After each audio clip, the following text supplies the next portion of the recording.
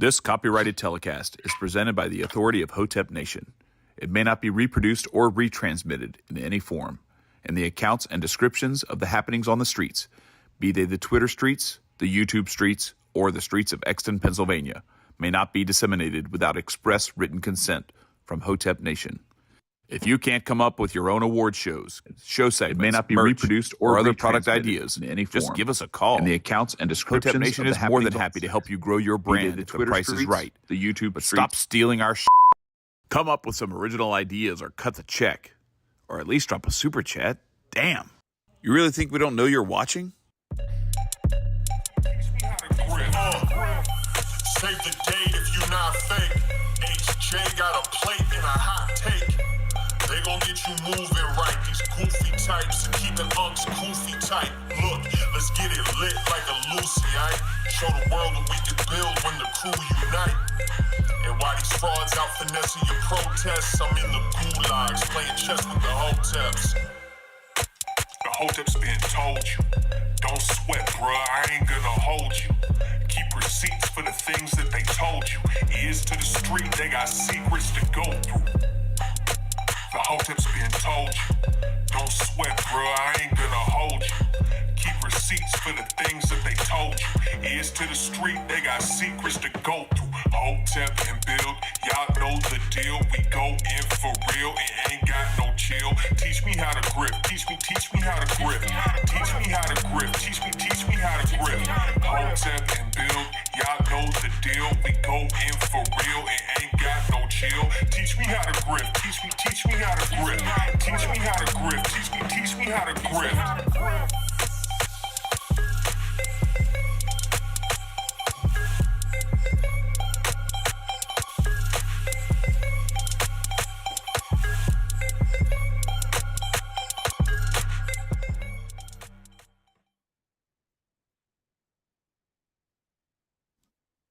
We live. It's good, people. It's Thursday, Hotep Thursday, back at it again. Greatest podcast in the land where there's not a tariff that President Trump does not like. I am Uncle Hotep. He is Hotep Jesus, episode 353. A Hotep's been told you. What's good with you, man? What's happening, man? What's happening? We back, back and blacker than ever. Feels good to be a tether in this tariff country. I see you domesticated cats are concerned about the moves being made. Who's we? You and the rest of the NASAs.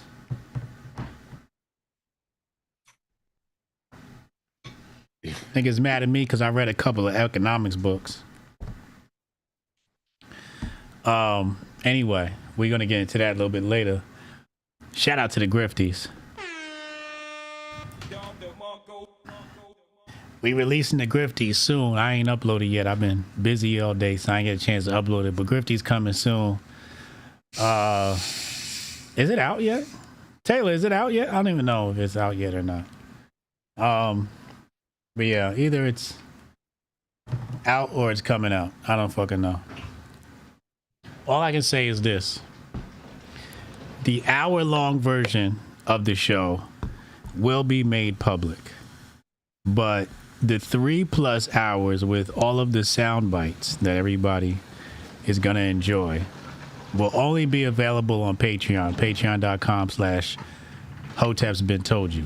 So if you guys want the unedited, uncensored version, it's only $5. And plus you get, our Monday night show. So that's coming to Patreon, patreon.com/Hoteps Been Told You very soon. Shout out to fan page. Drop that link in the chat. I appreciate you.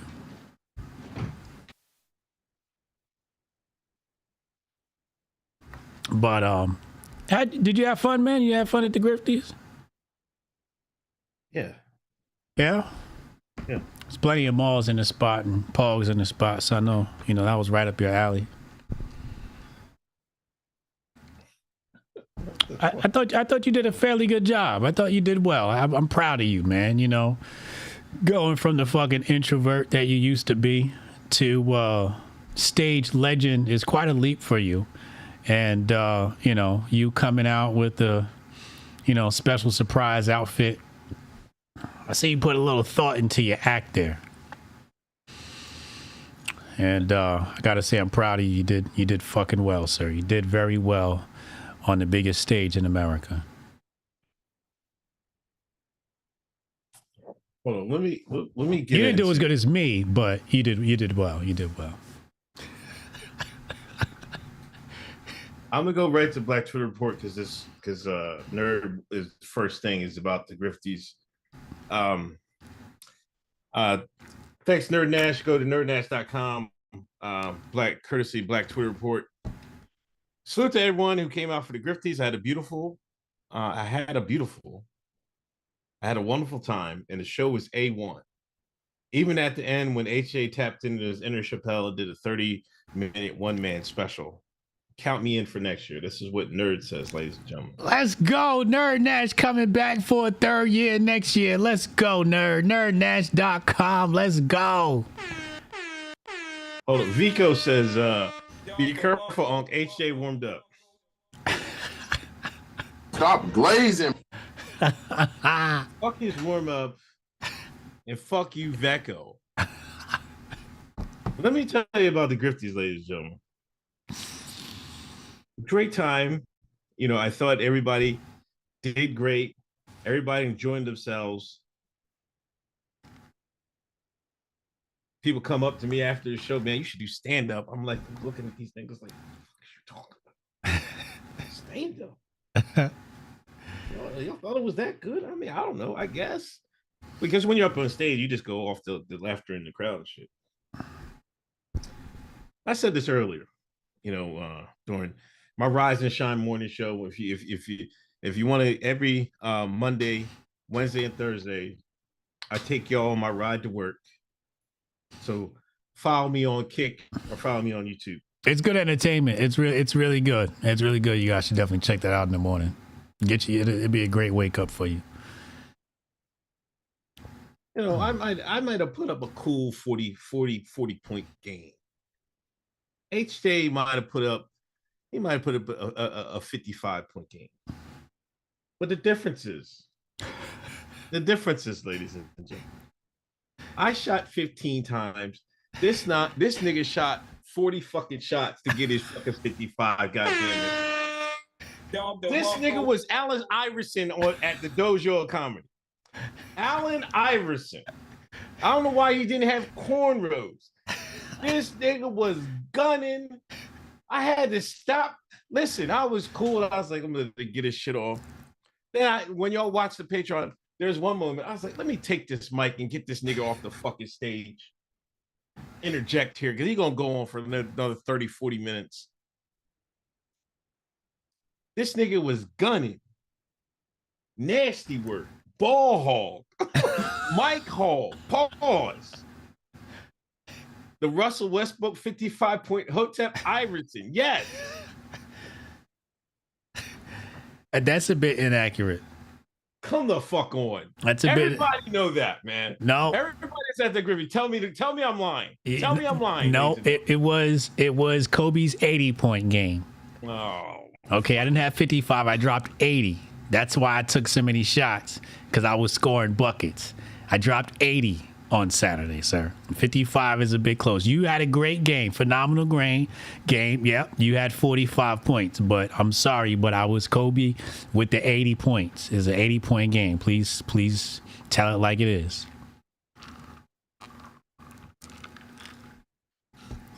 Then the redacted glazing.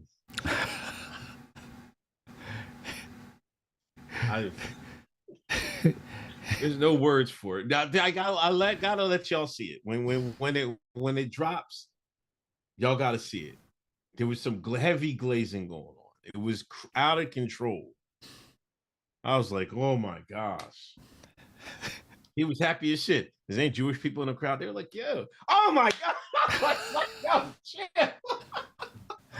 I was like, yo, bro. This nigga was happy as a pig and shit. When they raised their hand, he was like, yes. They're my niggas. Oh my fucking God. But I'm glad everybody had a good time. It was there. Everything was perfect. The hotel room was perfect with all the Shabbathathon. What do you call it? Shabbaton. There was a Shabbaton going on, ladies and gentlemen. I never seen so many kids, redacted kids in my life. I guess they do it to, reinforce the culture, which is a great thing. You know what I mean? Like more culture should do that. But I tell you, they was running around the hotel going crazy. I am not BSing.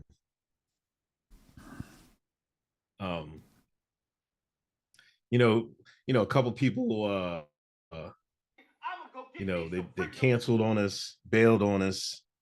When I first got there, Taylor was looking sick as a dog. Shout out to Taylor. Yeah, I was like, what's going on, man? Oh no, man, it's looking bad. People not showing up. I was like, in my back of my mind, I'm like, oh shit, I hope the shit don't go well. You know what I mean? I'm like, it was looking kind of iffy. And we got there, and then everybody started piling in.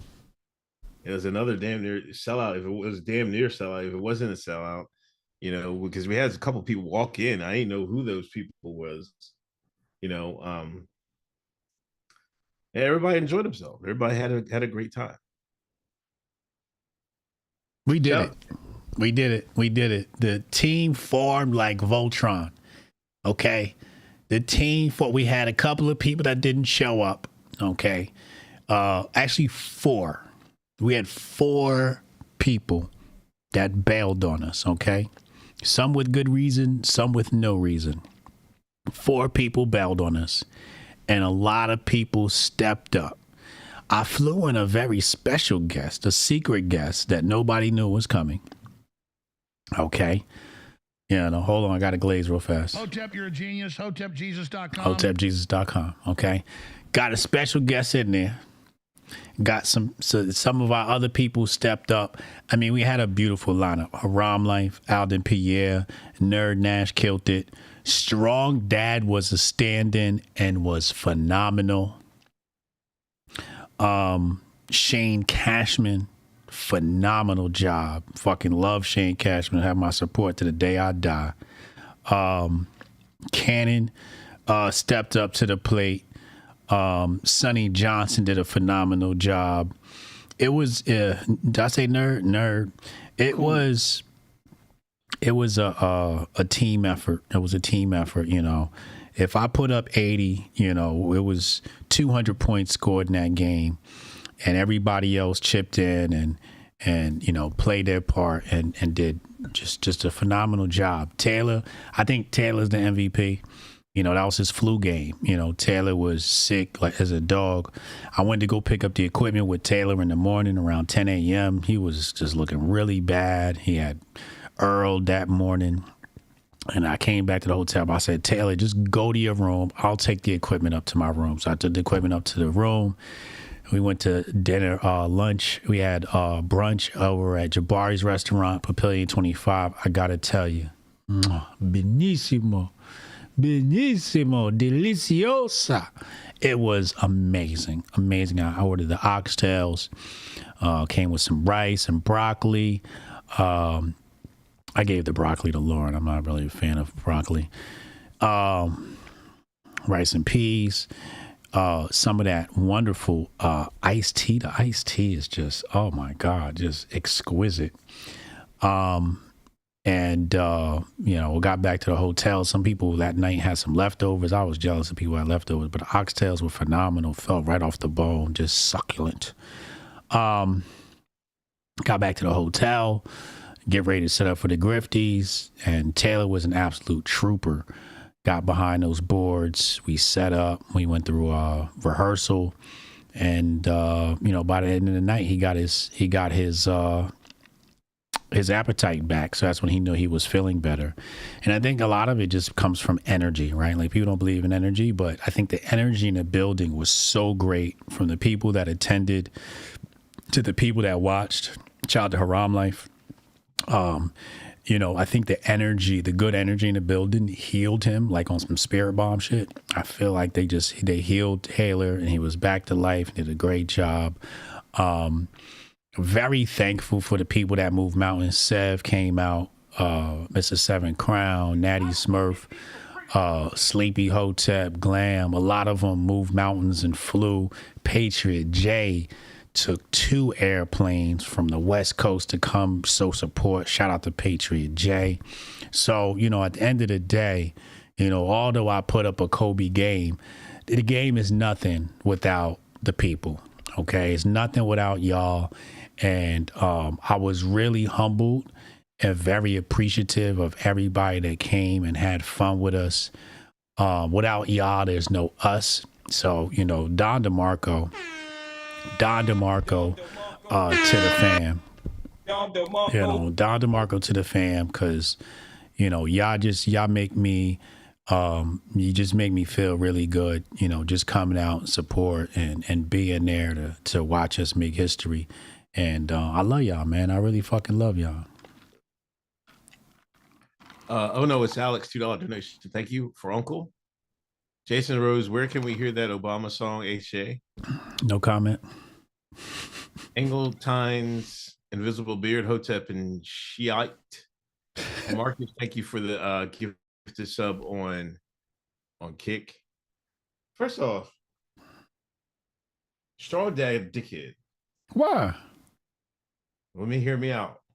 He's a dickhead. You know he's a dickhead. But all in the green room, this motherfucker. I don't know how to tell any jokes, man. I don't got no jokes. I don't know how any jokes. This motherfucker, they had the audience laughing the whole fucking time. But it's their fucking, I don't have any fucking jokes. They was out there dying. I'm like, damn, Strong Dad fucking killing this shit. He ain't had no fucking joke. That's all he said in the background. I don't know what to say, man. I don't got That's what he was saying? Yeah, that's what this nigga was saying, man. I wasn't in the green room, so I ain't hear those discussions. Yeah, every time I went back to green room, like, because that's why I really have to watch it, because I didn't hear some of the show, but I like to, after you get off stage, I like to just chill for a second. Yeah. Gather my thoughts and shit. And that's something I can't do with all the people around and shit. But yeah, I was just like wanting to listen to other people and shit. I feel like him and Cooley fucking really did it, crazy. And for people like not expect him to, like they was the ones that were like, man, they didn't really have nothing. They was like, oh, I don't know. I felt like him and Cooley was really, really, they had a really, really great audience reaction. The audience really loved their skits. So I think everybody did great. You know what I mean? From Harlem Life, Nerd, Shane, you know what I mean? But I definitely like, from what I was listening to, from what it was going on in the green room, like these niggas, they really did their thing, Cooley and Strong Dad. Yeah. I grabbed Strong Dad, right sometime after the show. Bless you. Thank you. Sometime after the show, I grabbed him. I said, listen, dog, you did better than the talent we brought in. You know what I'm saying? There's no diss to the talent. It's just that Strong Dad, he said he's never been on stage before, so maybe it's beginner's luck. I don't know. But I told him, I said, yo, you did absolutely phenomenal. You're better than the talent we brought in. Like, I didn't expect that. But I also didn't expect him to bomb or anything like that. I just didn't expect him to just go up there and fucking turn into a comedian for 5 fucking minutes. He was a natural. I was like, look at this nigga up here. Like, all right. Did fucking great, man. Chat, I had to get this. Like, listen. This nigga went so long. Pause. Usually last year, like, we went down to the bar at the Dojo Comedy Club, and we was out there for a good 45 minutes before it closed. What come out like, I didn't know what time, like how long it went, right? It came down, bar was closed, niggas had to get out. I'm like, this motherfucker went so long. closed the damn comedy show. Yeah. Everybody had to go right to the hotel because this guy fucking was out there gunning. Yeah, I had no idea. To me, an hour had passed. That's what it felt like to me. To me, it felt like it was like, only an hour passed. I wasn't keeping track of time. I didn't know what time the bar closed. And it was Saturday in New Jersey. Normally that's 2 a.m. I didn't know, Now I know for next year, but I had no idea. They was pretty upset. They was cussing me out. The staff at the dojo. I apologize to the staff at the dojo. I apologize keeping y'all up late. Yeah. But, my concern was I wanted to make sure everybody came out and got these money's worth. Shut up, Trish. Nobody was long-winded. So I just wanted to make sure that everybody got their money's worth, Shout out to Steph Colonel. Steph Colonel was one of the sponsors of the show. He threw down $1,000. He a real one. Don DeMarco to Steph Colonel. Oh, Steph Colonel. It was damn near midnight? Yeah, it was damn near midnight. Yeah, I kind of ran a little long. Trish was helping with talent. She was pulling talent out of the green room. She says the staff kept coming up to me asking me when it was over. Why nobody communicated nothing with me? Nobody said nothing to me. You kept going off strip, man. He getting mad at me because I'm trying to follow the teleprompter. He like, fuck that teleprompter. Like, what kind of shit is this? What is it there for? And this nigga telling fucking stories and shit. Oh my gosh. This nigga told like 3 personal stories up there. Come the fuck on, man. I was happy we had a crowd there, man. I just want to show everybody appreciation, man. My boy Demick showed up. That was great. He was there with his wife and shit, I was excited. Demick? Huh? Which one was Demick? Demick, he you probably didn't recognize him, but if we're on stage, he was to the right. He was in the cut. You might not have seen him. Yeah, I was on that Flopex. Yeah. It was getting sentimental. Yeah. But you know what the funny part is? What? I told Taylor, I said, the show has got to be short. It's got to be an hour long. It can't be anything out an hour long. And then my dumb ass fucking made this shit 3 hours. Danny P was in the house. Shout out to Danny P. He did his thing.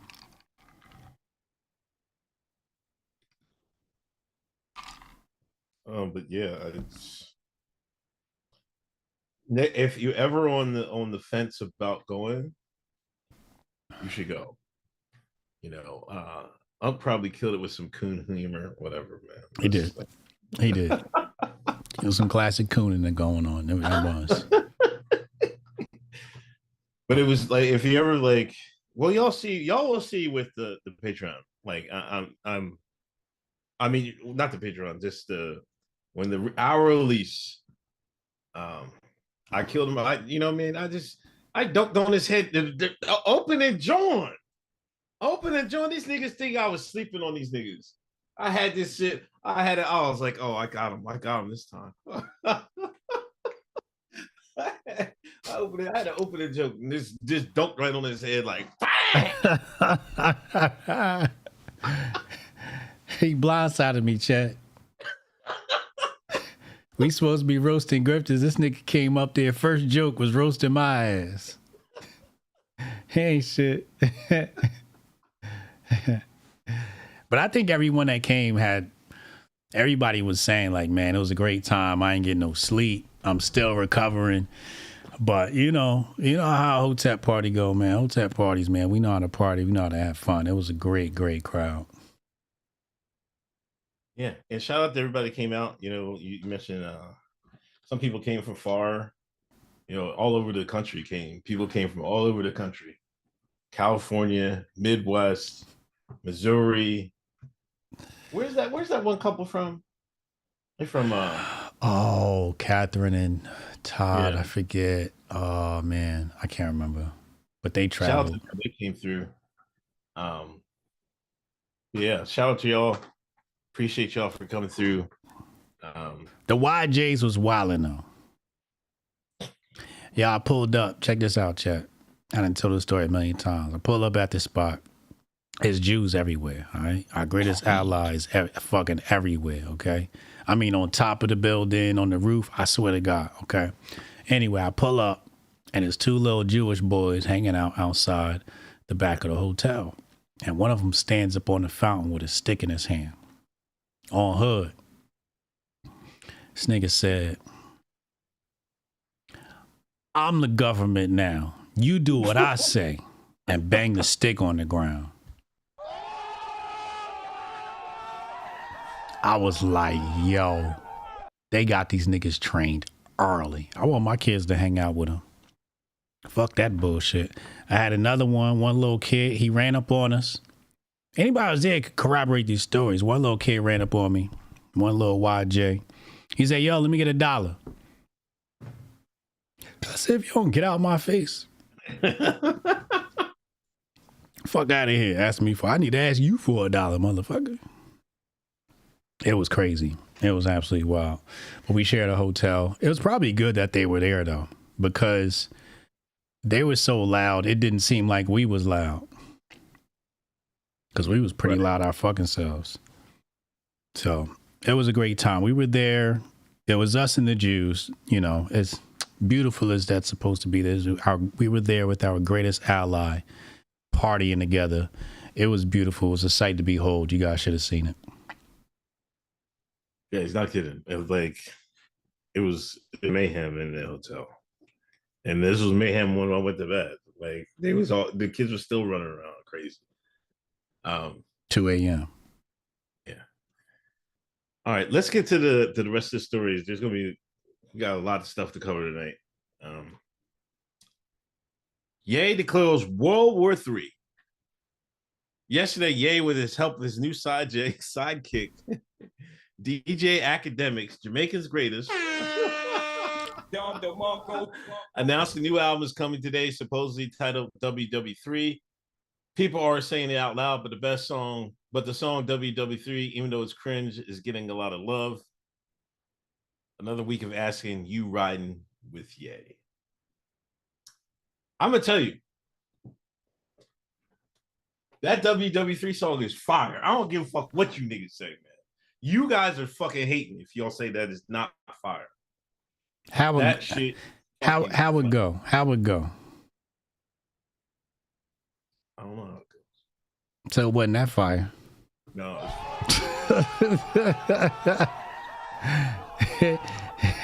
It wouldn't been that damn good. How the lyrics go? Why? He got a couple bars in there. And you can't recite none of them, not the hook or nothing, not a melody, not a beat, not nothing. It must not have been that damn good. They keep calling me Hitler. How can I be when I'm a fucking nigga? That song is so old though. We was playing that shit like 3 months ago. That's the first time I heard it. That's the first time you heard that? Yeah. Griff Report played that record like 3 months ago, bro. Where you been at? That record is so old. Don't try the old shit. Chat, this is how black people do shit. They always try to discredit. If they can't discredit something outright, they'll say, oh man, that shit's old and shit. Like that discredit, like that takes away from something. Like for black people, if you put the old moniker on it, you can get away with motherfuckers being, oh, that shit's old. You know what I mean? No, I ain't hear. I never heard that shit. I never heard it. That's because you're not in touch with black culture. Oh motherfucking god, that's black culture. No fuckers is not claiming that. Kanye's not black. That's Nick Fuentes culture.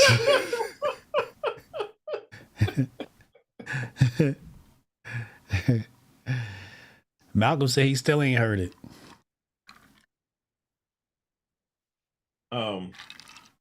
Did you see any of the parts of the academic interview? No. Why would I watch that? Because your fellow Jamaican DJ Academics. I'm too busy doing intellectual things with my time to. Oh my fucking god, Jesus Christ! You know, like I have a brand to uphold here. You know, I have a certain status that I've claimed, and I need to, I don't have time to be fooling around with people cosplaying on the internet and whatnot. This is this is ridiculous. Y'all sitting around watching kids play and cosplay and shit. Nobody's sitting there watching that dumb shit. I seen the screenshot and kept swiping. See, you always fuck up. You step in the trap. You have a image to uphold and to whatnot, and a role to play. Yeah, you should be slandering Kanye, being a good Shabba boy that you are. Touchdown, chat. You be slandering Kanye. That was not a touchdown. You the same one that say I be glazing. Now you saying I should have glazed. You inconsistent. That's a turnover. That's not a point. That's a turnover. No, you gotta lock in. You gotta lock in, man. You gotta lock in. That's a turnover, sir. No, you gotta lock in, man. You gotta lock in. You should have been all over that. How dare Kanye say this stuff, man? Me and our greatest ally have better things to pay attention to, like money. Like we don't have time to pay attention to fools playing around on the internet. You see, he had a black KKK robe in all leather. It was all leather. Yeah. How hot that is, man. Yeah. Sweating his ass off underneath that thing. Nasty, man. Yeah. Yeah. It's a what do you call it? A gimmick or something like that? Yeah. Some sort of gimmick. It's cute, I guess. When you need attention, it's something you do. But I don't have beat-wise, he still got it. He said what? I think beat-wise, he still got it. Yeah, I mean, yeah, sure. Yeah. I think he's still gonna be a great producer. You've been ducking that Ye Alchemist I'm waiting on you. What is you talking about? You ducking. You scared. You better not wait before that Erykah Badu album come out. Because if it come out, I'm really going to fucking knock you upside your head. Chat. Listen, Badu, man, that's going to be like 3 classic songs on the joint. Chat. This nigga coming to a versus with an Alchemist Erykah Badu beat. Hotep Jesus? Just wait. He laughing now, chat. Wait till the album drop.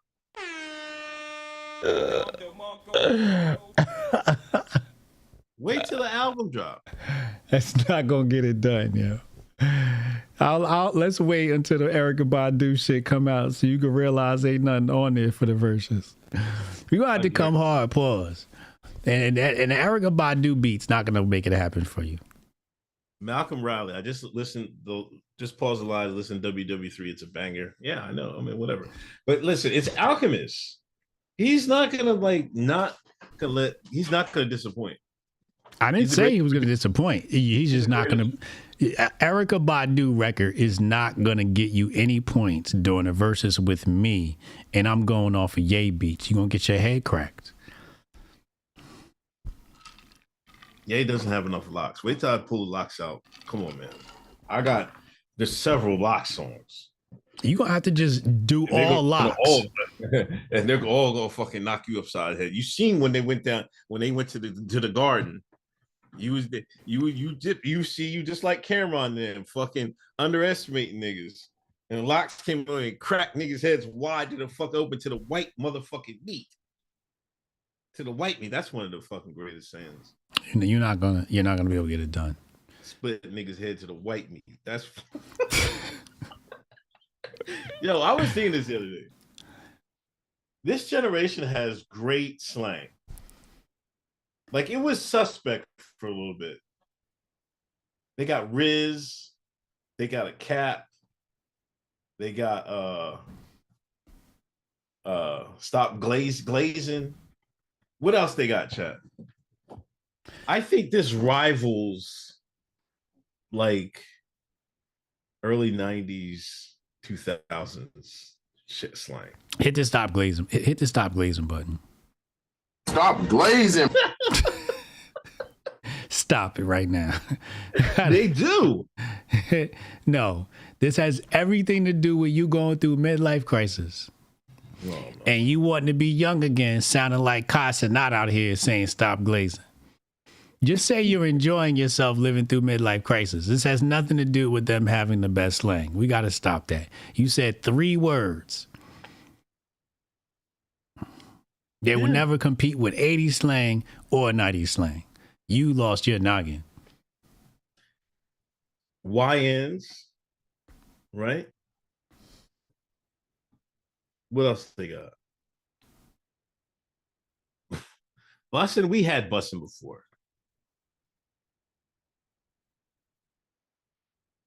Perky's E-pills. Thought, I think came. I think Thought has to go under this generation too.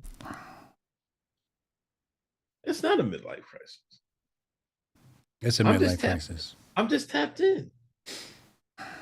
I gotta be tapped in. I got a 11 and a 7-year-old. I have no choice to be tapped in. The problem is none of their slang is fortuitous. It doesn't feed the culture. You see, our language, we had things like word is bond, which meant that your word is your bond. See, they're talking about cap, right?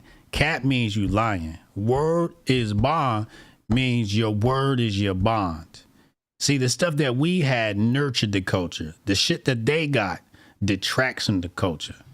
It's crackhead lingo.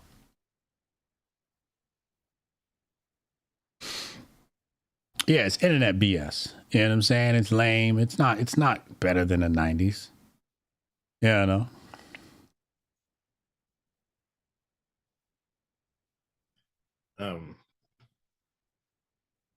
But back to that versus. Listen, you can bow out now if you want. You can bow out now. If you so choose. Pause is super old. Pause is old too. Got to. Like, come on, man. He don't know what he's talking about. He's just not tapped in. He's not tapped in.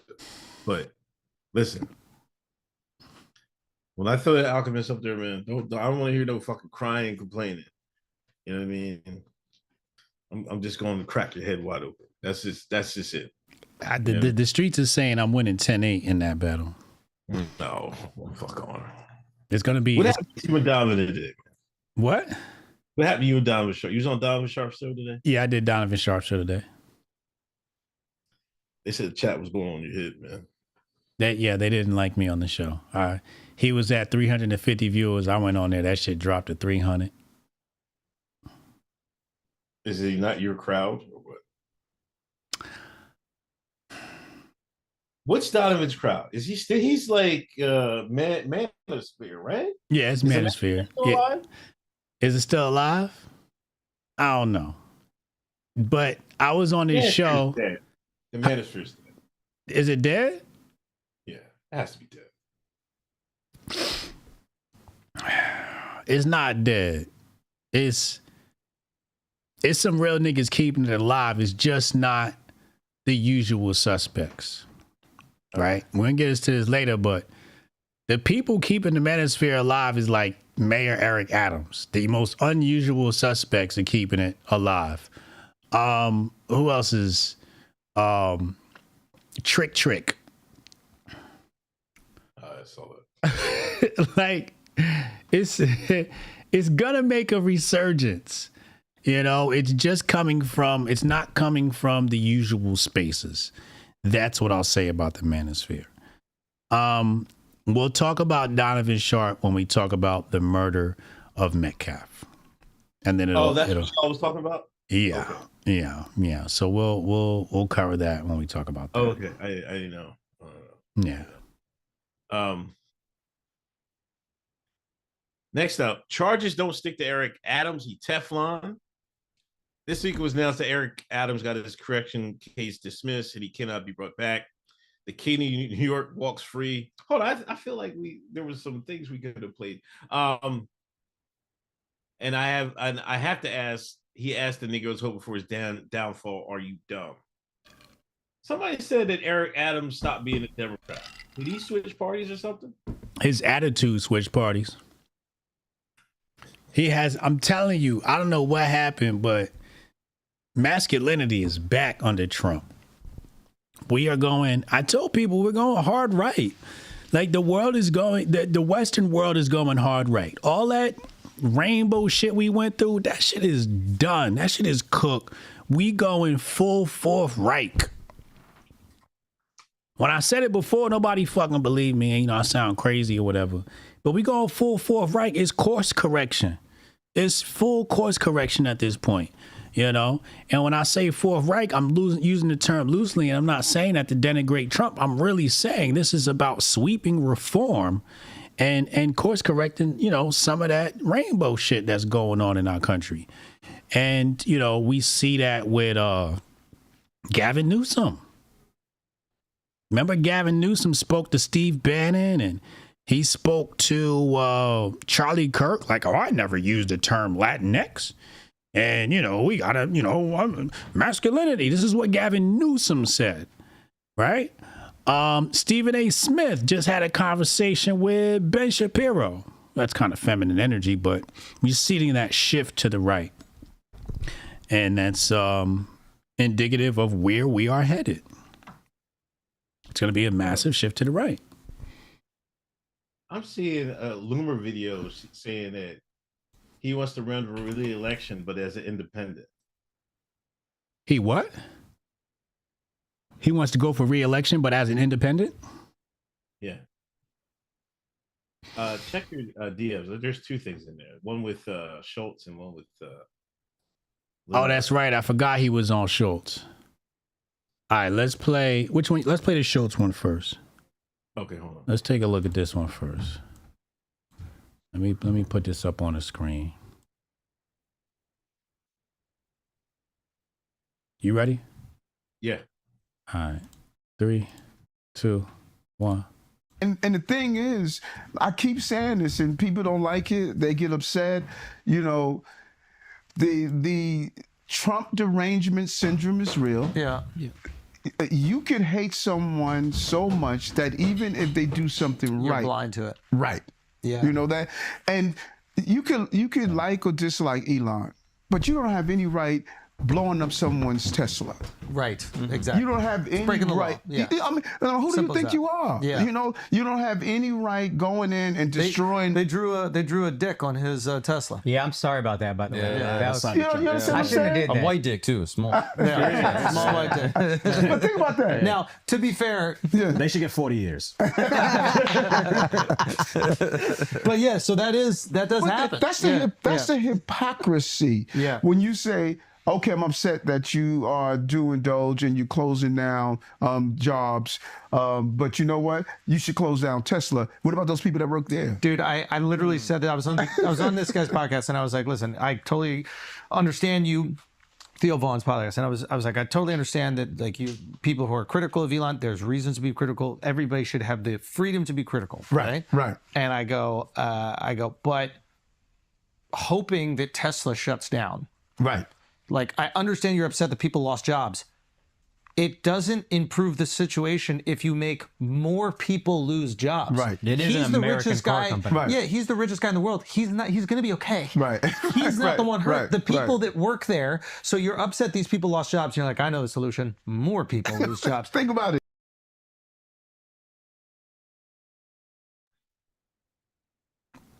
What's your take on that?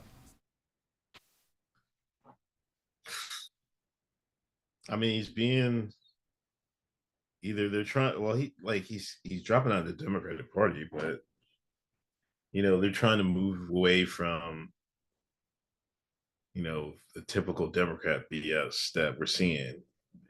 Like, I think they're seeing the craziness coming from the left, and they're like, I don't want to be associated with this, and they want to be.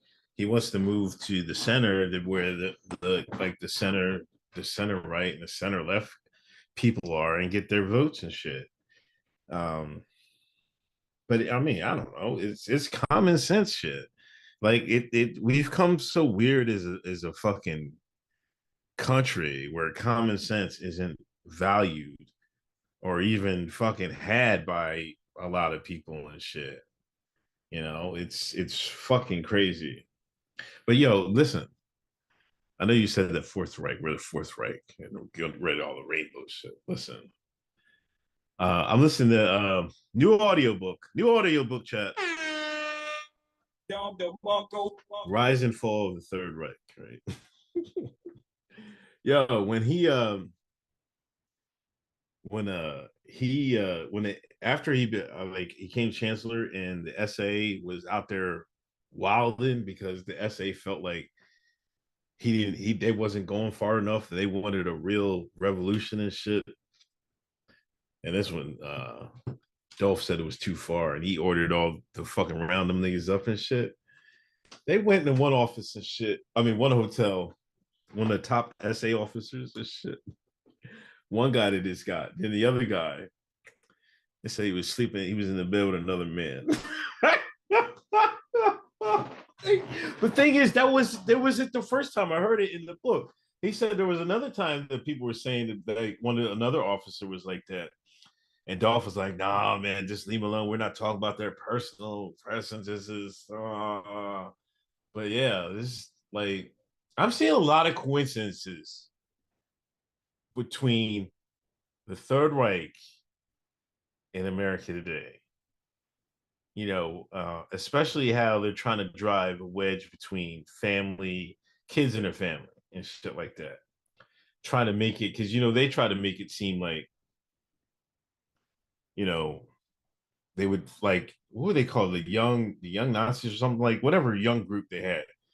They would try to divide them between them and the family and shit, you know, and make the state, you know, sometimes the parents lose, you know, custody of their children and shit, you know.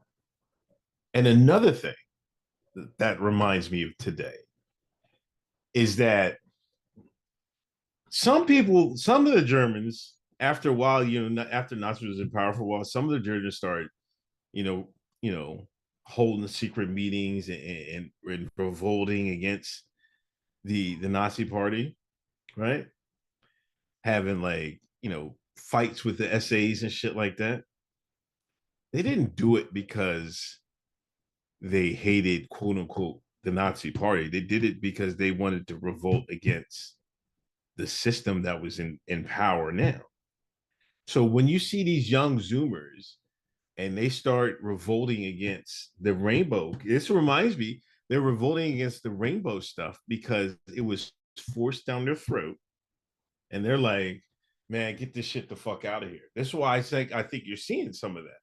You know, it's not necessarily they don't agree with or hate them people. It's like when you force something right down people's throats, there's going to be a percentage of human beings that's going to like, nah, I don't want to do this. I'm not moving. And I think that's there's a strange what's the word for it? Similarity between those two. Fire take on Don DeMarco. All right, let's deal with the matters.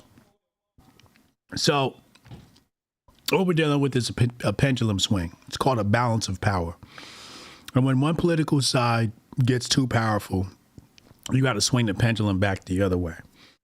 So somewhere in between 2023 and 2024, it became very obvious that the pendulum shift was beginning to happen.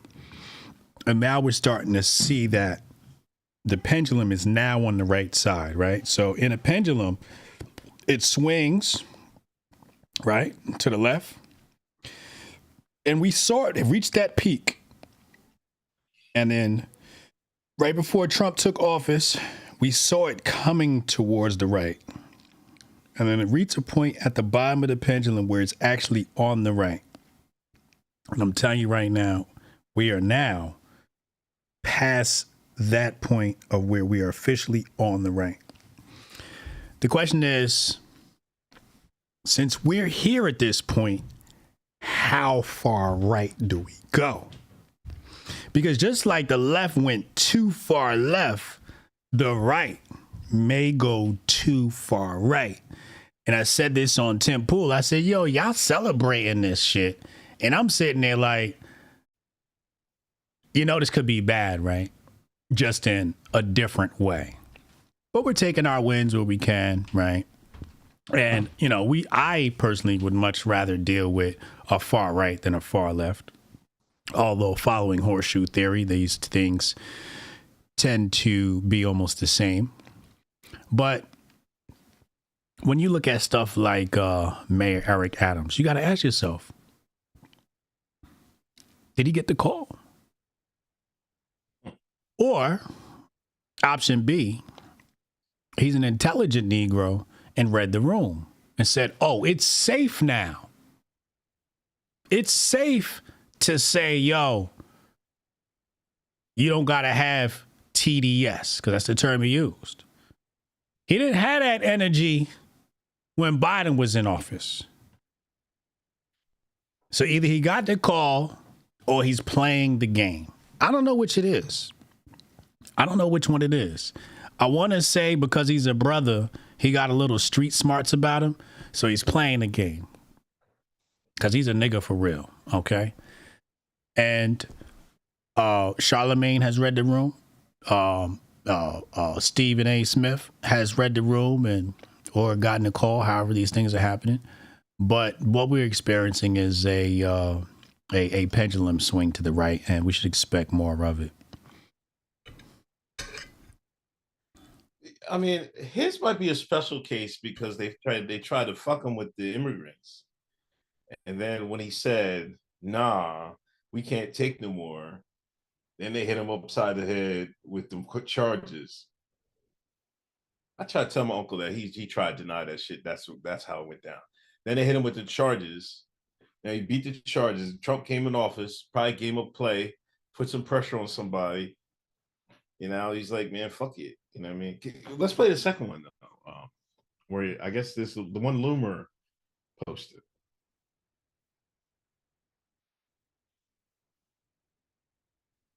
All right, 3, 2, 1. Although I am still a Democrat, I am announcing that I will forego the Democratic primary for mayor and appeal directly to all New Yorkers as an independent candidate in the general election. The mayor's announcement comes one day after a federal judge dismissed the corruption charges against him permanently, not allowing the Trump administration to keep them hanging over his head. Although I am still a Democrat, I am announcing that I... What the fuck? I don't know what to make of that. This is why I need to call Sonny and ask him what the fuck is going on. Can he do that? Like, I know he can do it, but like, is this a successful strategy is really what I'm asking. Like, is there, will he lose votes by not? Or is his name recognition so powerful that people are like, oh yeah, Mayor Eric Adams, we like him. Here, hit the button, right? Like, is there no Democrat to run against him? This is interesting. It's gonna be a good case study. At the very least, it's gonna be a good case study in politics. This is historical, even. A black man saying I'm a Democrat, but I'm about to run as an independent, as a previous mayor, incumbent, and win? It's kind of wild. Malcolm Raleigh I guess he's trying to, I guess the strategy is he'll pull a certain amount of Democratic voters that just going to stay with him. And then he'll pull whatever one's center to center right leaning. And he get the right too. He gets Republicans too. Right. Because Republicans ain't voting for no Democrat. No, see, if he can get to the thing, I guess if he wins the primary, then this is probably a good strategy, right? Because Democrats ain't voting for Republicans, and Republicans ain't voting for Democrats. But you can get Democrats to vote for an independent, and you can get Republicans to vote for an independent. This might actually be a really genius winning strategy here. This Big might Papi secure said, him the election. Big Papi says Como's running too. Oh, Cuomo ain't got a chance. Yo, hit that thumbs up, hit that share button. Both sites. 272 viewers. Hit the like button. 76 likes. Get them likes over 100 people. Hell's going on? Help the algo. Kick. Hit that share button. Talk in the chat. We'll see what Adams does. And if listen, if all else fails, he's got a spotted fox. Or Newsmax. Newsmax? No, Newsmax IPO this week. Oh, yeah? Yeah. That shit went parabolic then. Matter of fact, let me check the chart now. NMAX, they IPO'd, I think, Monday. And that shit went parabolic. And then it just dumped. It looks like, what's it selling? NMAX. NMAX, let's see. New York Stock Exchange. It looks like it's settling around 62. A share? Yeah. They IPO'd somewhere around $14, and that shit shot all the way up to like 260. And then it dumped to 39. Right now it's at 62. The floor looks like it's somewhere around 54. So yeah, Newsmax just gained a bunch of capital from this investment. I didn't know people watching Newsmax. Huh? I didn't know Newsmax. I mean, I knew it was a thing. I didn't know it has a future, right? I didn't know it had a future either, but I think they got a lot of power behind it. The red whites love it. But I think it's some, Con Inc. propped up shit. It's basically like the Rumble of red white media.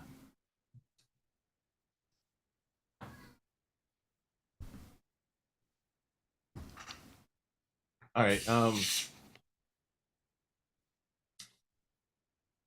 to the tariffs. I seen you on Gutfeld. Doing what you do best, trying to talk down on niggas. See, the Democrats are mad because they don't understand economics. If they understood economics, they wouldn't be mad at these Trump tariffs. I'm like, oh, here he fucking goes. You know what they don't understand? The blah, blah, blah theory. I forget the theory name. He was all fucking prepped, wasn't he, chat? I was like, this nigga here, man. Huh? Some people, I said this before, Uncle Hotep got me in this game, all right?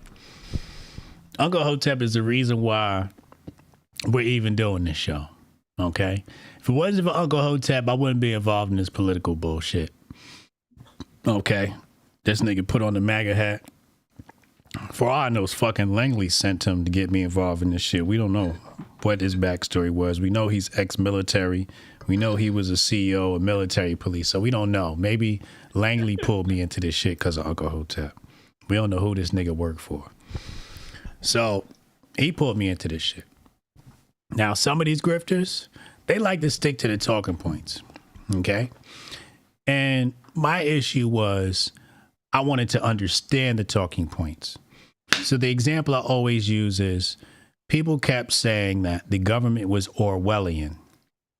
And I tweeted out the government was Orwellian. But when I said it, I'm like, wait, do I even know what the fuck it is that I'm saying? So I went and I read like all of Orwell's work. I was like, I need to know what the fuck I'm talking about. And it was very eye-opening, right? Communism, et cetera, 1984, Animal Farm, his writings and speeches, et cetera, et cetera. So it's really good information. But I didn't stop there. We traveled down the JQ question. I did extensive research on central banking and published a book, The Patriot Report, available on Amazon. So I published a research paper on the history of central banking in the United States, starting with developments in Europe with the crowns of people like William of Orange. okay, and financiers like Manacia Lopez. So I had done research. A lot of people get into this industry as grifters and they just stick to the talking points. I wanted to know what the fuck I was talking about so I could support whatever the talking point it is with evidence and back it up. I don't want to have imposter syndrome. Right. Now, one of the topics happens to be economics.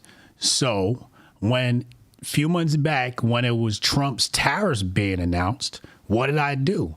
I went and I spent several hours researching tariffs, and I took work from Seoul and other. So one of the things I did was I looked at tariffs during the World Wars, and I looked at the Great Depression as some examples. And there were some tariffs later. You got the Smith-Hawley one, which was really one of the most notable ones in history. So I went back and I studied the tariffs and, what were those economic effects? Because I really wanted to know. So what I was doing was I was taking the research and trying to understand what it is I was reading, because I would read a paragraph and be like, I don't even know what the fuck this shit says. So I would take it line by line and pop it into the AI demons. Be like, yo, explain this to me. And line by line, it would say, all right, so here's what's going on with this. Here's the different blah, blah, blah, blah. So one day I'm researching something and the AI pops out. It says, it could be the Marshall Lerner principle, which is what I mentioned on Gutfeld. So I took the Marshall Lerner principle and I typed it in on X, and it's like 2 people that even mentioned it. It's me and this other cat, and I clicked on his name. He follows me. So he actually knew about this before I did. But this is some deep economic concept shit. So I'm doing research, popping in the AI, doing research, popping in, yo, explain this to me. Explain this to me. Why would this happen? Why would that happen? Instead of asking the AI dumb shit, I was using the AI for research because I really wanted to understand. So now that the tariffs are here, I'm the expert. Hotep, you're a genius. HotepJesus.com. I can explain. Now, the sad part is I posted the Gutfeld video on my YouTube, on my Instagram, and now it's niggas that's mad at me and laughing. Niggas I went to high school with, like, oh, you cooning and all this other shit. And I'm sitting here like, you never knew about the Marshall Lerner principle until I dug this shit up and got that shit up out the AI Google demons.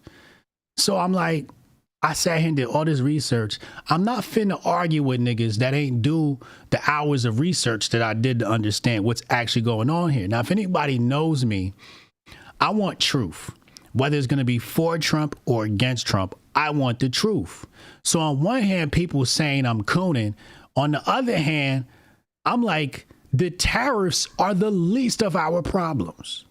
And that's why I lose people. Because they're like, what are you talking about, Hotep Jesus? The House just passed the Stablecoin Act. Did you know that, Unc? No. This is what I'm saying. Niggas know about, some white kid that got stabbed up. They know about the tariffs and some more shit. The House Financial Services Committee, along with Maxine Waters and others, just passed the Stablecoin Act with a vote of like 32 to 17 or something like, no, 37 to 17. I forget what the vote was, but they just passed the Stablecoin Act. Now, I had a special guest on my show today, Crypto Blood. He came on and explained this further. But essentially what we have is a synthetic CBDC. You can go look this up, Richmond Federal Reserve, or just type in synthetic CBDC. Synthetic CBDC is a stable coin, okay? Now, Trump passed an executive order that said we are banning CBDCs. And at the same time, he said we're going to promote stable coins.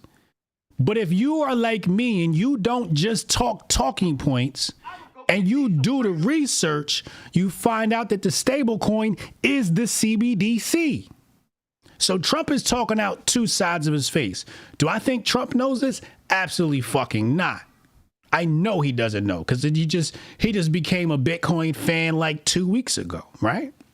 So in one hand, we're looking at the tariffs like a bad thing. And I'm saying the tariffs are actually a good thing because the Marshall Learner Principle is basically you devalue your currency, create a surplus in trade, and you have economic recovery. If you decrease the value of your currency, it makes goods cheaper in other currencies, which means you could start to dominate foreign markets when it comes to trade because they like, yo, we could buy this shit cheaper from America. So what Trump's doing is actually going to create economic recovery. It's going to make the debt easier to refinance. We're starting to see interest rates on treasury bonds come down, on the 10-year bonds start to come down. So there's a lot of things in place that people who don't read would not understand of being in place. So when they see me say that, they're like, oh, this nigga cooning for Trump. And I'm like, yo, you just got to fucking read and just do some research for like half a second. This is not political. This is fucking math. So they don't see when I talk about the stable coin. And the reason why I can't even begin it, because that's a whole nother rabbit hole. If I start using terms like geofencing and shit like that, they can be like, yo, it just get too complicated for people.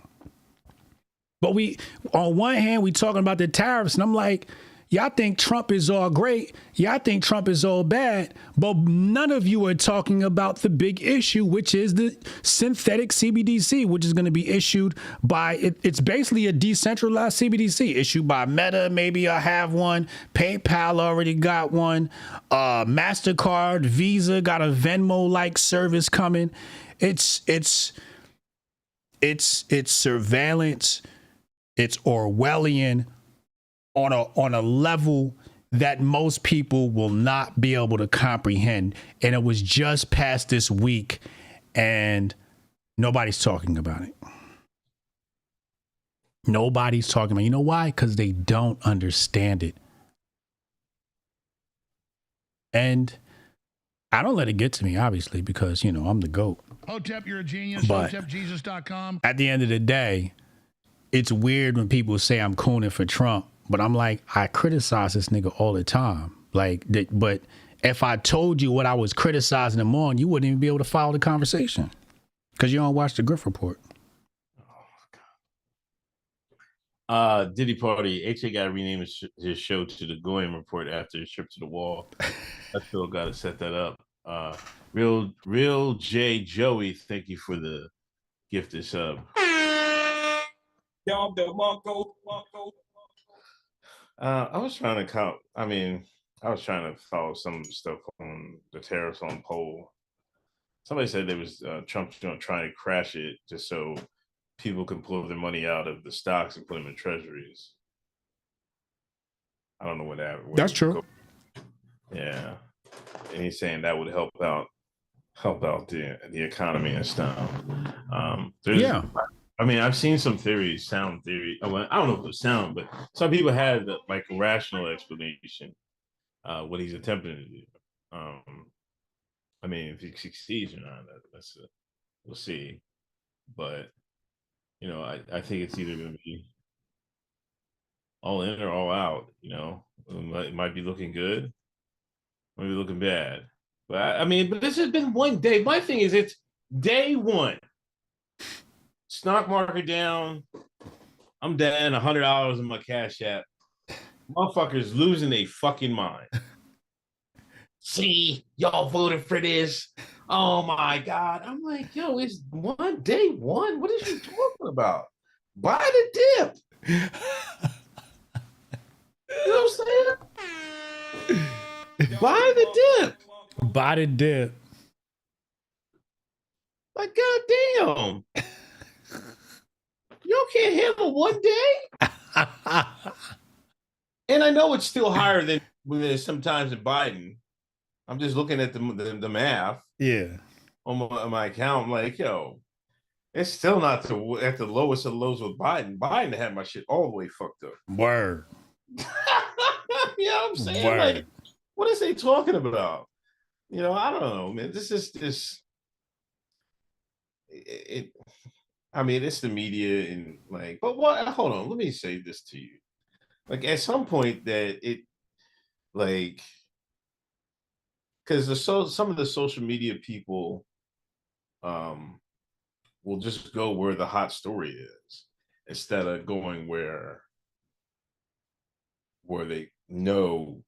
Maybe you educate the people and like, nah, I know everybody's talking about this, but we need to be talking about that. Sometimes you got to lead the flock, because some of the sheep are just gonna go fucking to the biggest shepherd out there. You know, fucking the fucking Conservative Inc., Shapiro, Matt Walsh. They're gonna follow them fucking dickheads unless somebody else gets their attention. You know, I know it's hard to get them jokers' attention sometimes, but sometimes we got to get their attention and be like, yo, man, y'all need to pay attention to something else.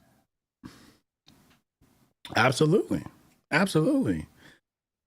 You know what it is it's two types of people with opinions. Broke niggas and unlearned niggas. And this is not race exclusive. When I say niggas, I'm talking about all of y'all. Broke niggas ain't got no money. They not even in the stock market, so I don't even know why the fuck they complain about the economy. That's first of all. You ain't got no money in the stock market. Shut the fuck up. Then you got unlearned niggas. I had a nigga tweet to me today. Let me show you something. I'm gonna bring this up on the screen because this really bothered me. Because this nigga, it bothered me mostly because this nigga's got a lot of followers. It's like 200,000 fucking followers. And I'm just like, what the fuck are you talking about? So here, I'm gonna put this on the screen. Black brother, right? Wait, what the fuck? Why is this not on the screen? Wait, what the fuck? Hold on a second. I don't know. Oh, I'm in the wrong screen. Okay, hold on. Let me bring this to this screen. All right, here we go. So here, you know, I posted my situation, right?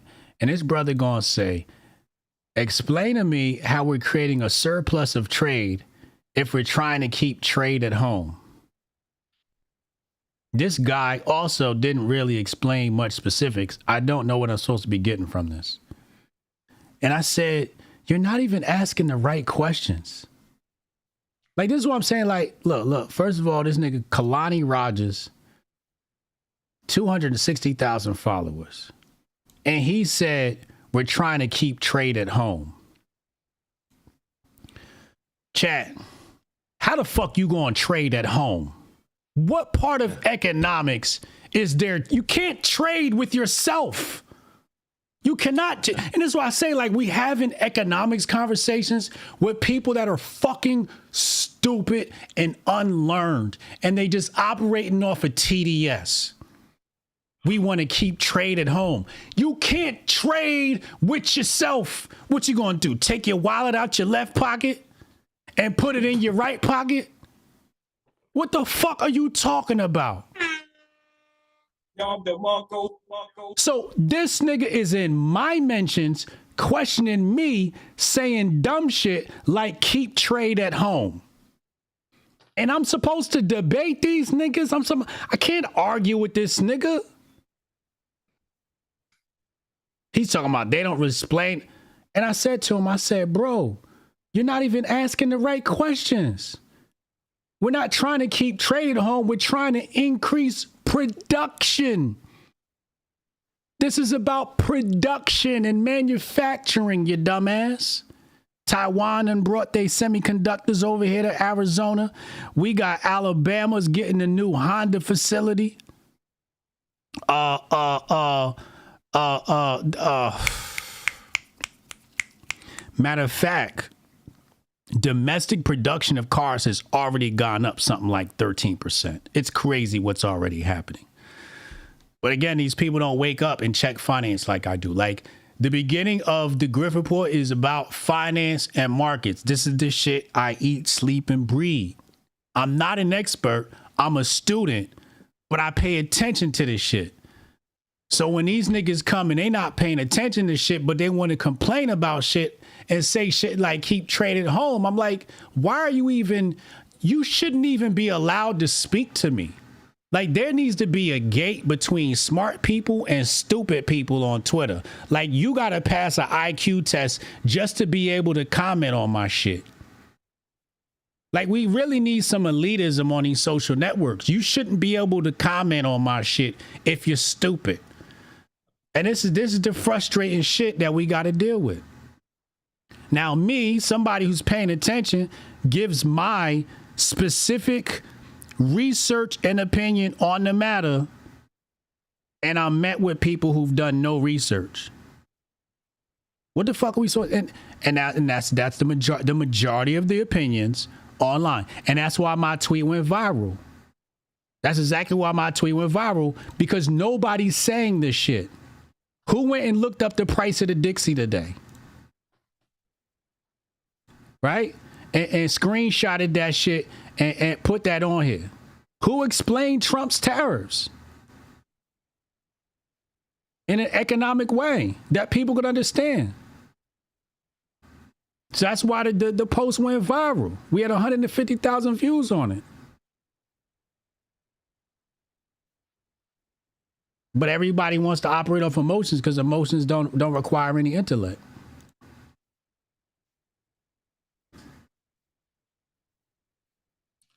But buckle your boots. America's about to get really fun. America's about to get really fucking fun. I'm telling you right now. You know, here's the other issue, This is how they keep niggas poor. Because like you said, we supposed to be buying the dip. Now the rich folks gonna buy the dip. Yeah. You gonna complain about the dip. Then when we get the economic boom and they 10x their investment, you gonna be like, oh, they didn't teach us how to do this. They buy low, sell high. It's very simple. Doesn't require a degree or a class. You know what I'm saying? When there's blood in the street, when there's fear in the street, you buy. When everybody's celebrating, you sell. Hoard cash. Yeah, I think I heard somebody say that Buffett had been stockpiling cash, like 300 million or something, 300 something. It was He was stockpiling cash. For times like this. Correct. 18 Robinson, my OG from the Dub. What up, Kenny? That's my nigga Kenny from Westchester. I think he was in Lost Children of Babylon. They was in the rap group and shit. I'm talking about super Hotep shit. That's my nigga. Dave G. Thanks for the donation, Ken. Dave Shout G. out to Mike Has Bad Knees, too. Appreciate you for the gift of sub. Okay. Kalani Rogers is actually a chick. Look at her page. Is it? Is that a woman? I should have known, you know, because women can't read. You know what I'm saying? women, especially black women, you know, you got two types of black women, okay? You got ratchet black women, and then you got white black women. The best type of black woman is a ratchet black woman, because a ratchet black woman is actually going to ask questions. A white black woman, the one that spends an extremely exorbitant amount of time next to white liberals, is the one who gives black women a bad rap. You see, people think it's the ratchet black woman that's bad. It's not the ratchet black woman. It's the black woman who goes to university that can't read. The one who's ratchet can actually read and think better than the one that goes to university. The one that goes to university is basically a white person in black skin. It's basically a white liberal in blackface. Hotep, you're a genius. HotepJesus.com. And the white liberal uses fear to control them and place a wool over their eyes that tells them to research would be bad, to read would be white supremacy. So there's this great book called Basic Economics, but it's written by Thomas Sowell, so you shouldn't read it because Thomas Sowell's a coon. So you get these type of black women who become unlearned, and what they read are critical race theory. They become experts on critical race theory, where majority of those books are fiction. The majority of critical race theory books are fiction. They're not even nonfiction. Oh, Big J TV says, I feel your HJ on a lot of points, but ratchet women will destroy your life. That's not true. That's not true. It's not true. Ratchet women are more respectful.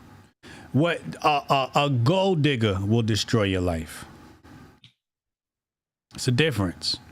Sexy red is not going to destroy your life. She just going to destroy. They say she's CIA. You seen that? They trying to take her down. They trying to take Sexy Red down. They trying to discredit my girl, Luscious Red. Who's trying to take Sexy Red down? The CIA. Oh, yeah. All right. How's she working for him? She not. Sexy Red is wholesome. Did Sexy Red not put a Make America Great Again hat on her stage? A giant one. Was that the CIA too? Did she not endorse? She like, I like Trump. Meanwhile, Meg Thee Stallion went to university and she booty shaking for Kamala. And y'all telling me, you know how I know ratchet women are fucking amazing? Because I got a bunch of ratchet female cousins and they're the most beautiful women inside and out that I've ever met. You know why I know Sexy Red is CIA? When they showed that video when she was riding around smoking a blunt and she took what? First of all, get your Apex, right? Get your Apex, ladies and gentlemen. Get your Apex. When she took the cup, say this is a Slurpee cup, and she turned the Slurpee cup over here, and she used the joint for the ashtray and shit, the plastic lid, they reversed the lid and used that for ashtray. I was like, no nigga, that's smart, man. She's CIA.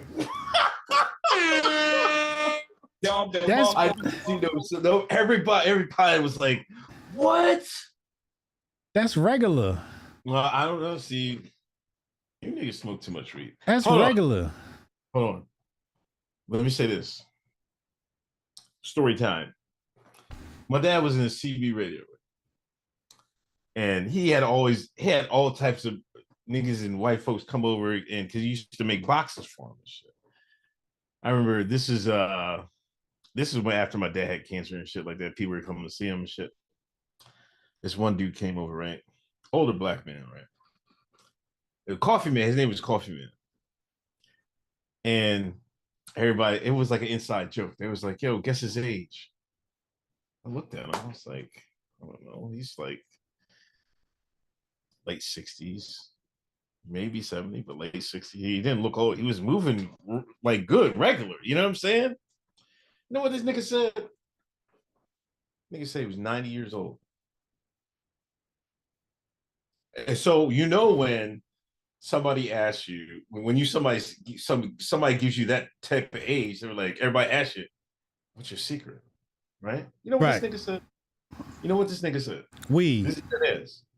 He said he smoked a little bit of, he would take one puff of weed in the morning and that's it. He would not smoke nothing else. Like all that rolling to the face, nah. Every morning, put it out. And that was his secret. Swear to God. One puff of that weed. That's what he said. Excellence comes in moderation. I believe him. But you know what the sad thing is? Like a month later, he died in a car accident. Oh, damn. It's fucking crazy. In a car accident? Yeah, he was still working and everything. Damn. I think that's another thing too. I think it's work, keeping yourself busy. Yep. And then the puff. They say a lot of people die after retirement. Yeah. They say retirement kill people.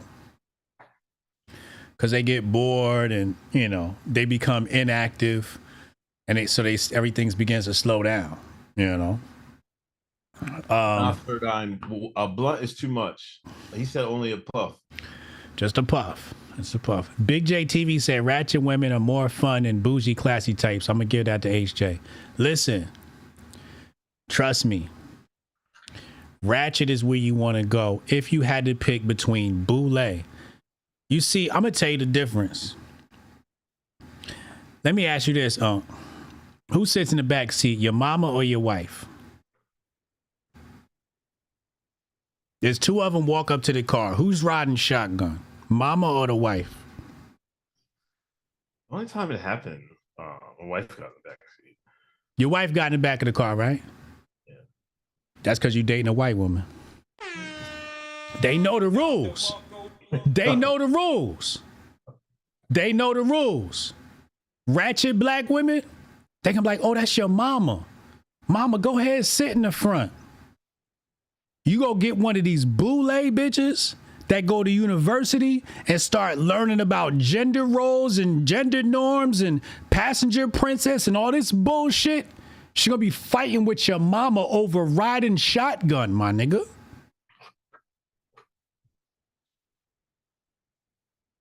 Ratchet shorty gonna come to your crib and clean up. Ratchet shorty at Thanksgiving is gonna help your mom in the kitchen.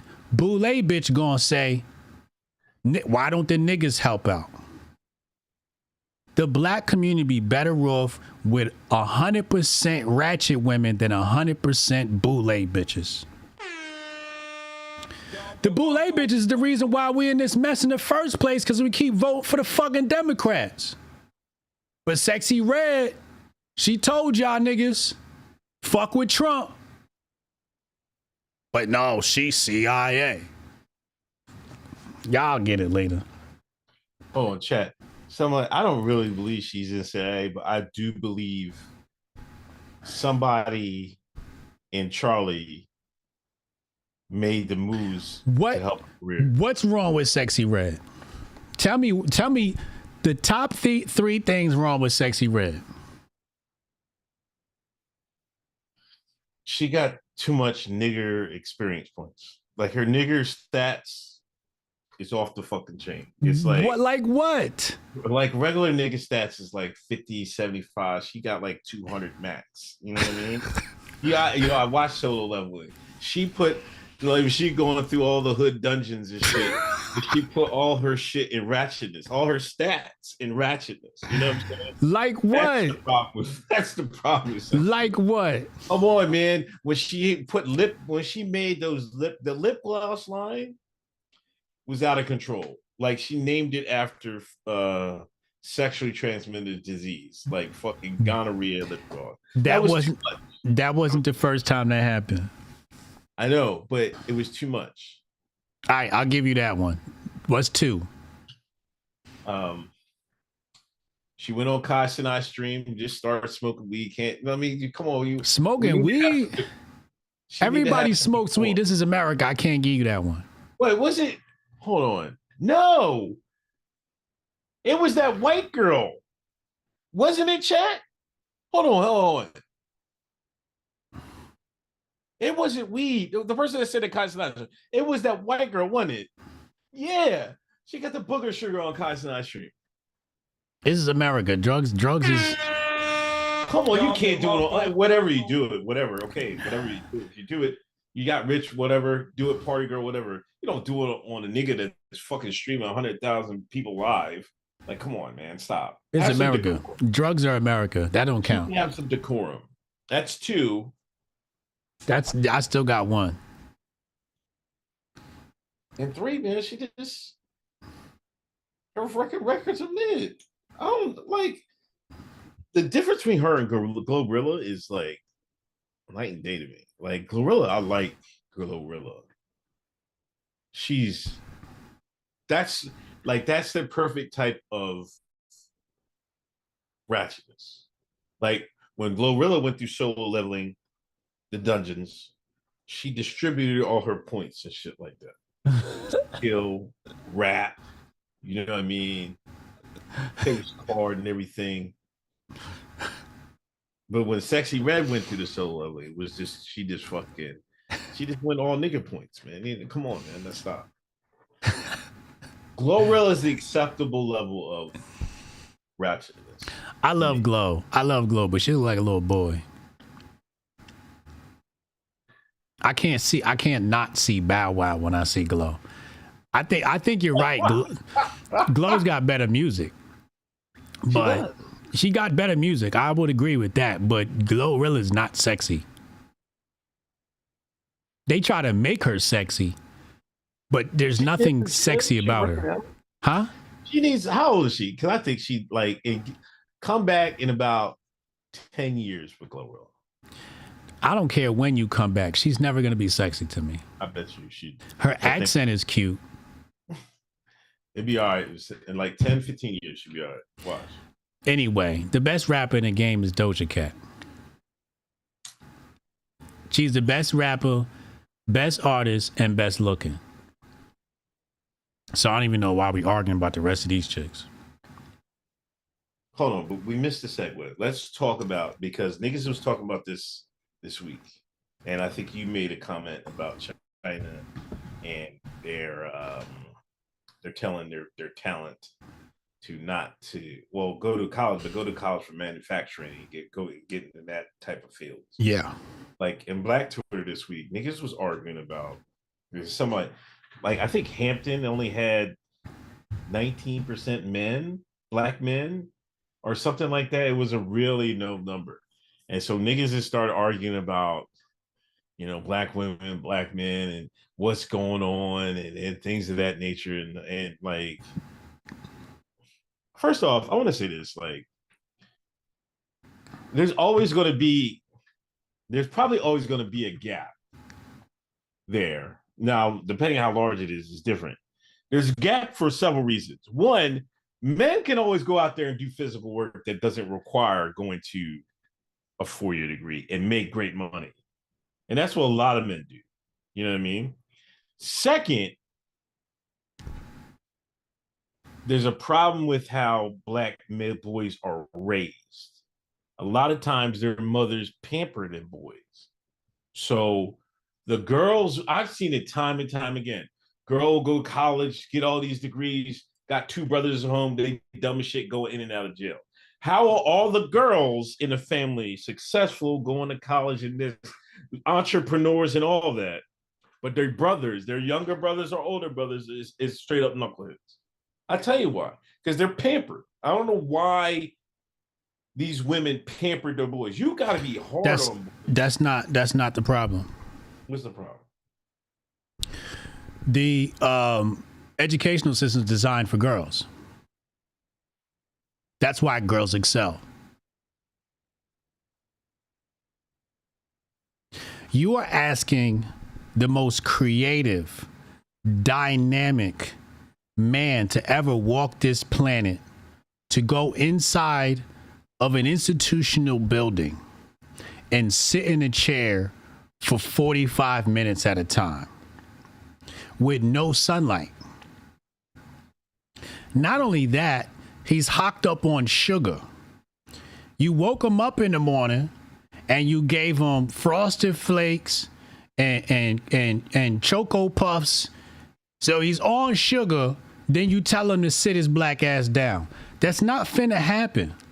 Girls will sit down somewhere. Boys need different type of education and training. They need hands-on. They need movement. They need to be standing. Boys, especially black boys, you cannot take. Here's the issue. We are training black kids in white ways. Oh, this a real Hotep brother. The educational system is designed primarily by white women. So if the system's designed by white women, the system is going to be inherently feminine. They're going to make it the way they think works best, which is not going to be conducive to how boys operate, especially black boys. We are biologically different where white folks don't need the sun like we do. So when you lock us up in a cage and you don't give us access to the sunlight, you are literally separating us from the thing that gives us life and wondering why we can't concentrate, why we can't focus, why we can't work, why we can't excel. But the system's designed by white women and black women are excelling because the system's inherently feminine and not built for masculine boys. There's no opportunity for boys to be leaders. I'll give you an example. When I graduated from high school, a few years later, I look back on Facebook and see who was the most successful kids out of the school. And what I noticed was everybody that got in trouble or sent to the principal's office was the most successful out of our classes. The most successful. And the least successful were the ones that got good grades. Outside of a few people who went on to become pharmacists and doctors, et cetera, et cetera. For the most part, we were the most successful. Why? Because the system's not designed to create leaders. The system's designed to create followers. So when you have the apex, no pun intended, of masculinity, which is the black man who is designed for leadership roles, a man who is supposed to be in leadership roles, and tell him he's got to be subordinate to a woman. And women who give preferential treatment to the black girl and puts her in charge of the class to where the black boy has to take orders from a black girl because she's given favored treatment. You are creating an environment that is hostile to masculinity and hostile to black boys, then wonder why they don't want to go to college. Because the shit's ass. Then you take our black girls and you give them a secondary white liberal education. So you take black girls and make them white once more. So you got version 1, which is K through 12. Then they get the next update, the next upgrade, which is version 2.0 of white liberalism. So they get the first dose and the second dose. Then they come out and wonder why they're not compatible with black boys. Because black boys didn't go through the indoctrination camps while the black girls did. Now here they are 30 plus wondering why nobody want to have a baby by them. When all they want to do is meet Miss Independent Boss Girl because they was fed feminism their entire life. And then wonder why he's messing with Ratchet Tanisha. Because Ratchet Tanisha hasn't gone through the programming, the indoctrination. The worst thing you can give a black woman is a white liberal education.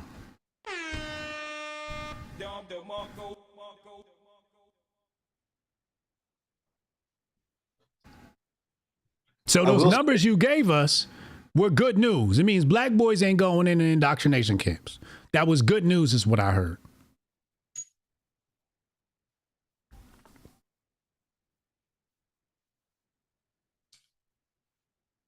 Well, I will say, you're right about the school boards. Timothy Taylor said it. The black female student gets to pass out and collect the homework. This is what I'm talking about. We all went to school and watched the teacher put the girls in charge. You can go pass out the homework. And they never call on a little black boy for that. And then wonder why fuck school. Homeschool your kids, man. That school gonna kill these little boys. It's designed to destroy black boys.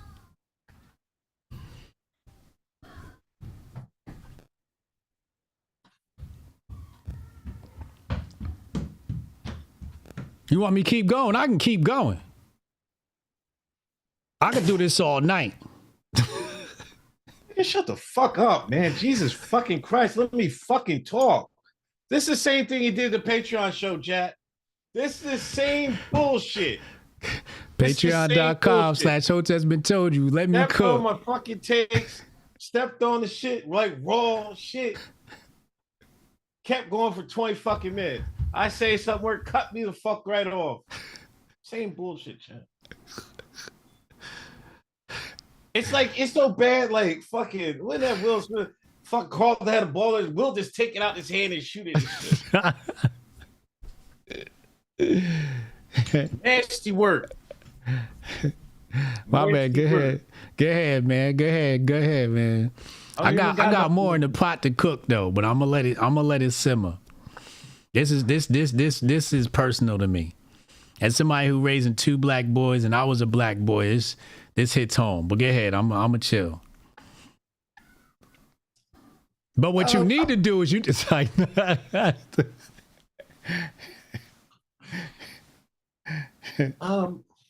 I will say, you know, I don't have boys.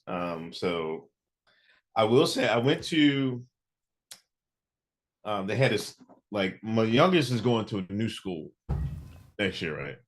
Like a brand new. So they had to vote for a new school board for the school. Mm-hmm. I was like, you going to the joint to vote? I was like, well, I guess one of us better go, right? So I took my black ass over there. First, I'm the only nigga in the fucking room, right? Mm-hmm. Second, it was mostly white women. Like there was one, I think, Hispanic guy. He ran for something. He didn't get it. They got every last one of the positions. White women. Yeah. Yeah. They run it. They run that entire industry. White liberal women are the ones educating our children, and we're wondering why black. Men's fault. No, stop. That's men's fault. That's men's fault. Because men got to be like, whoa. I got this. You know what I'm saying? Like, I can't believe every last one of them in every last one of those situations, the man was like, no, go ahead, honey. You go vote. Like, what is that? You're not supposed to be concerned with just because you're the dad? You're supposed to be even more concerned, to be honest. I feel like some men, fathers is like, just let the education, like, just the system handle it and not get involved. And these women are getting involved, but they have the wrong intentions in mind. That's where the thing is fucked up. I think men need to get involved with that because there should have been more men in there. There was only, like, besides the fact, no, there was another light-skinned brother in there. There was me and this other light-skinned brother. And there was this Indian dude and this Hispanic. That's 4 out of 35 people. There's no way that should be happening. How's that happen? I ain't gonna say you wrong. I think there's some nuance in the conversation, but this all comes back to the fact that we let these bitches out the motherfucking kitchen.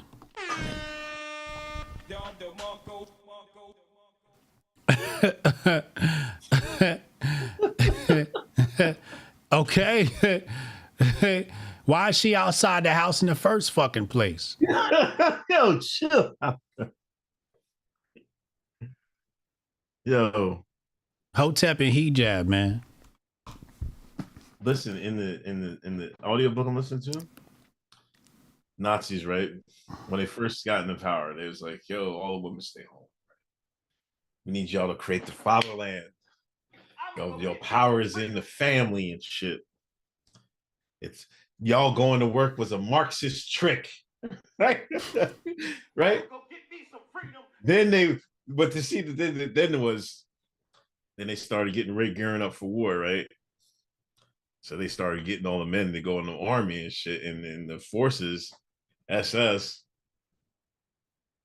Well, when y'all gonna go back to work, get them factories and make them bombs. Oh, I fucking cried, man.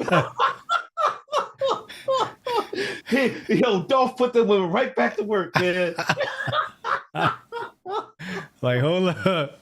We getting bombed. Hold on now. Listen, you can't be mad at him, though. There's a peacetime way of doing things, and there's a wartime way of doing things. You cannot compare the two. I mean, yeah, you can make this. You cannot compare the two. You're, and this comes from, my economic studies. What your economy looks like during wartime is not what it looks like during peacetime. There's going to be some changes. So, if during peacetime, stay your ass at home. When them bombs start flying, you better get in there and start making some gunpowder. You better start cooking some bullets, motherfucker. So, it is what it is. Yeah, but you're right, though. And the third thing is, like you said, a lot of black men realize, the college is just the return investment isn't worth it. And they'll be the first to dip out and do something else. You know what I mean? Right. While the women will just fucking give you, because somebody put the degrees that these women was getting, man. Come on, bro. Like, you know what I mean? I'm not trying to be funny, but come on. Bullshit degrees. Right. I got a degree in bullshitting. You know what I mean? Like, it wasn't even worth it. But that was an interesting conversation on Black Twitter this week. It was terrible. It was trash. I seen that shit and I ain't want to hardly participate. And I'm gonna put the same thing you was talking about, right? China. Let's put it on the screen. So, what's Black Twitter telling us to do with our black boys? Send their asses to college, right? Well, they're wondering why they're not in college as much as black women. And they want to encourage them to go to college, right? Yeah. Okay. Bad fucking idea. Okay. China tells kids to study manufacturing to fill factory jobs. College grads are unemployed, even as millions of blue collar positions remain unfilled. Same thing's happening in America. We're about to move into a blue collar economy. Yeah. Trump done got rid of all the illegals. There is way more money to make in blue collar. You ever played the game of life? Yeah. You know the board game? Yeah. You realize you win the game more often than not when you skip college? No, I didn't know that. There's two paths in the game of life. You got one where you go to university and one where you go directly to work. If you go directly to work, you are like 80% chance of winning the game. 8 times out of 10, you're going to win the game compared to the nigga that chose to go to college because college puts you in debt. But when we look at this, when we look at this situation, what are they telling kids? They're telling the kids, yo, listen, these 4-year degrees, that shit cool and all. But we need you to send your kids to vocational school, to work these robots, to work this production, this manufacturing. We got too many of you book smart motherfuckers. Okay? Says right here, Xi needs a pipeline of skilled laborers to keep the factories humming, of course. But with 1 in 6 youths unemployed, he also faces rising social discontent. Only 45% in university class have received job offers. They say right here, there's a structural mismatch between the job market and education. New graduates don't want to go back to the factories. They say here, the kids are professional children. Where is it? Right here. They said many can't find a good job once they leave school, so they end up becoming delivery drivers, live streamers, and professional children who move back home with mom and dad and who pay them to do chores. So we pamper our boys, going back to your point. Niggas ain't never mowed no lawn before. We pamper them. We don't make them do no work, so they don't even want the manufacturing jobs. They don't even want that blue collar. They think they too good for that shit. Because we've brainwashed our kids into thinking it's more prestigious to have a white collar job. You could tell a nigga, yo, I pay you $1,500 a week to mop floors. And tell that same nigga, I'll give you $500 a week. I'll give you a title and a desk, a phone and a computer.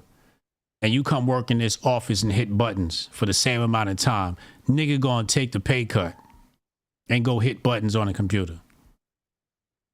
Just so he could put on some Dockers and some nice shoes and look like he's accomplished.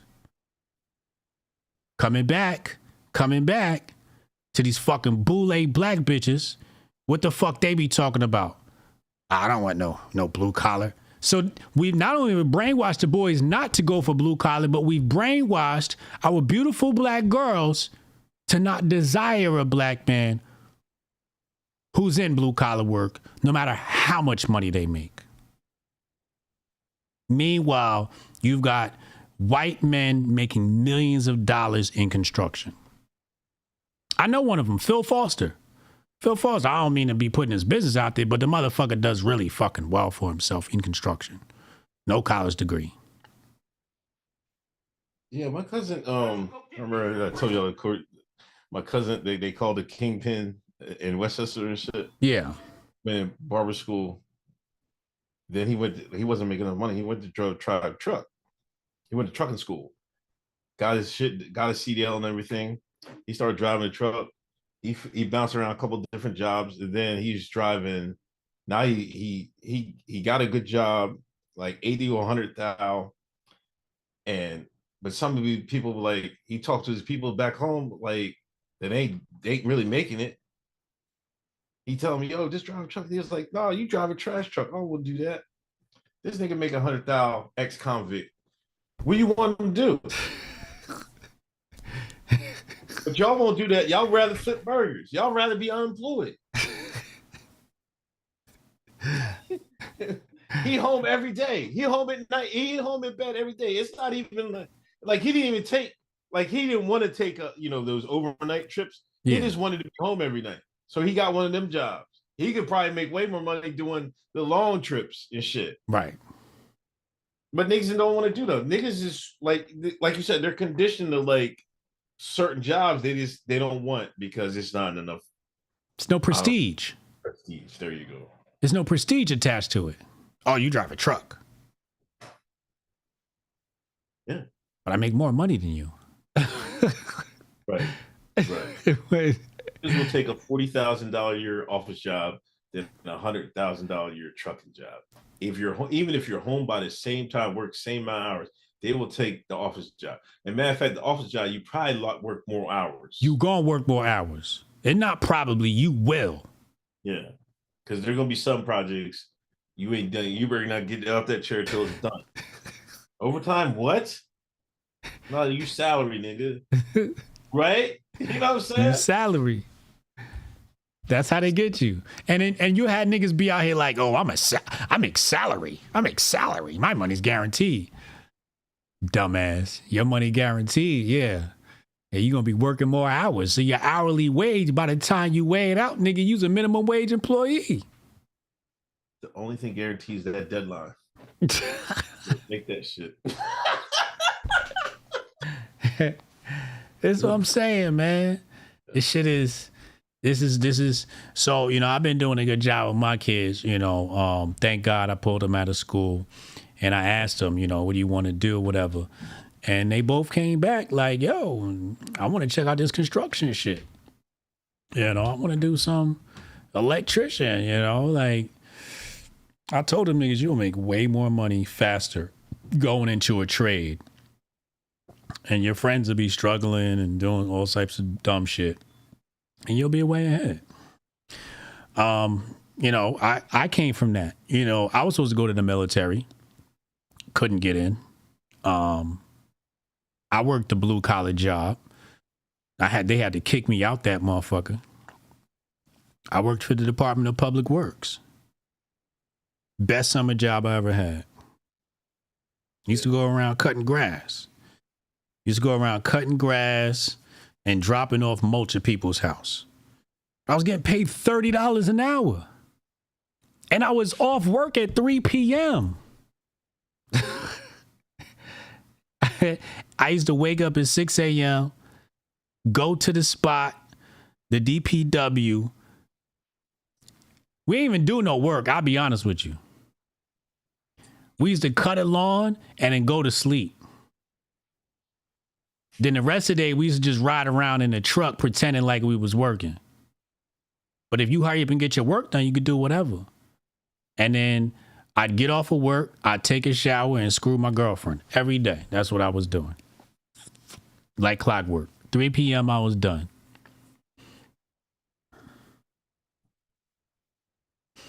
You know. But anyway, let's get into the nitty gritty. Let's talk about Frisco, Texas. Who? Frisco, Texas. What's that? That's where a nigga take a knife to a track meet, I guess, evidently. I don't know that. I don't know. First, I want to know what track meet. Who's from Texas in the chat? Who's from Texas? Hold on. Grizz says, been driving for 8 years and grossed almost $400K my first year as the owner operator, but all the homies won't stop smoking to get in the door. Shout out to Grizz. Who's from Texas in the chat? I know Texas in the chat. Yo, bullshitting. Step to the fucking mic. I know somebody from Texas in there. I know Texas, but Texas is a big state anyway, so it might not even be close. I'm in Texas, not from Texas. Family in Houston. Where is Frisco? That's a nice suburb of Dallas. So you mean tell me the suburb of Dallas? You gotta have a little bit of money, right? I think so. I mean, it's hard telling Texas because cost of living was it cheaper or houses cheaper in Texas or some shit? Old boy got 2 parents. Black boy got 2 good parents, come from a good home.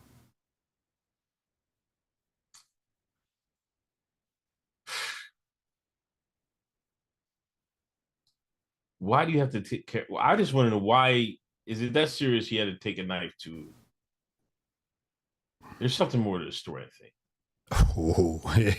Oh, yeah. Yeah. I think you're right. It's not adding up to me. Like, well, anyway, let's see the basis of the story.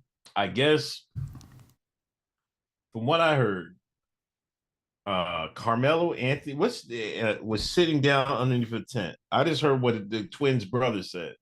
They said this guy was sitting around down in the tent. His brother told him, get up. He said, nah, I ain't moving. His brother grabbed his backpack and the kid stabbed him. That's what the brother said. That's what the brother said. I'm trying to figure out why is he carrying a knife to a track meet. I'm going to be honest with you, Unc. What? When I was that age, I went everywhere with a knife. On school grounds? When I was that age, I went everywhere with a knife. I wouldn't risk no fucking suspension for this shit. Unless I had real beef. I didn't bring a knife with me for self-defense, though. I kept a knife on me because it was like walking around with a pencil. You never know when you need to cut something. Like, to me, it was like keys. It was keys, wallet, knife. That's what I left the house with. Because I just thought it was an essential part of being a man. Right? Like, when I move to Delaware, it's going to be keys, knife, wallet, gun. Like, that's how I'm leaving my house. Today, when I leave my house, to this day, when I leave my house, keys, knife, wallet. I got that thing on me. You fuck with me, you getting poked the fuck up. Okay? In high school, I had a butterfly knife. Now, I didn't leave the house with the butterfly knife. But I used to collect knives. Like that's just me, though. I'm not saying that's the case with this kid. I'm just saying when you ask that question, who walks around with a knife? The answer is me. Yeah, but you're part tethered, so your ancestors was in the trees and I can understand you carrying a knife everywhere. I mean, that's just your ancestry. But this nigga Frisco, Texas, I don't know. But then, all right, let me give an overarching. I know I'm all over the place. When did this turn into White Lives Matter? This feel like Mike Brown for white people.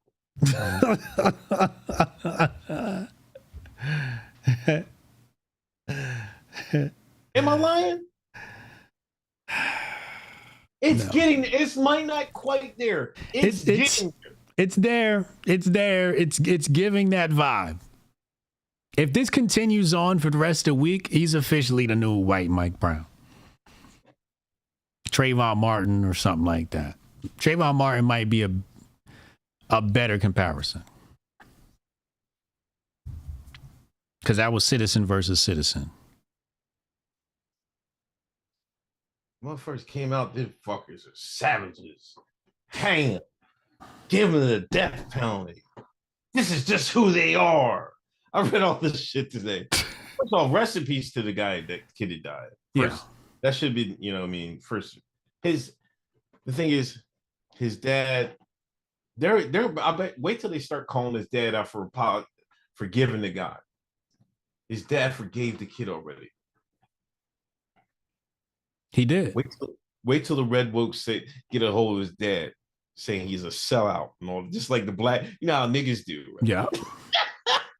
Wait till, when that starts happening, we know the script has done flipped. When that happens, and it's going to happen, chat. It's going to happen. I'm telling you, your HJ's Redacted Boys. What's that movie called? White Man's Burden. I'm telling you, this is how they doing it. Did you see the dad already said this isn't racially motivated?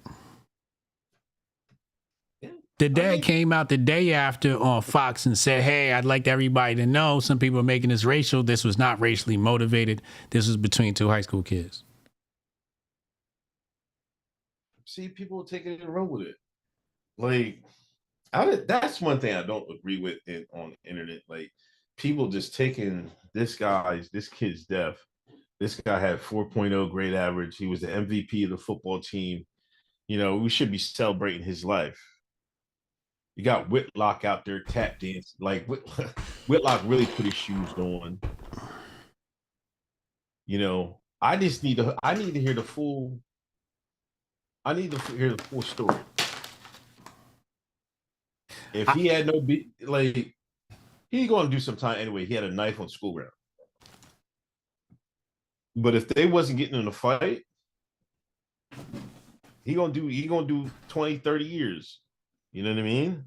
I don't think he intended to kill that guy. But the man lost his life, man. We got to get to the bottom of it.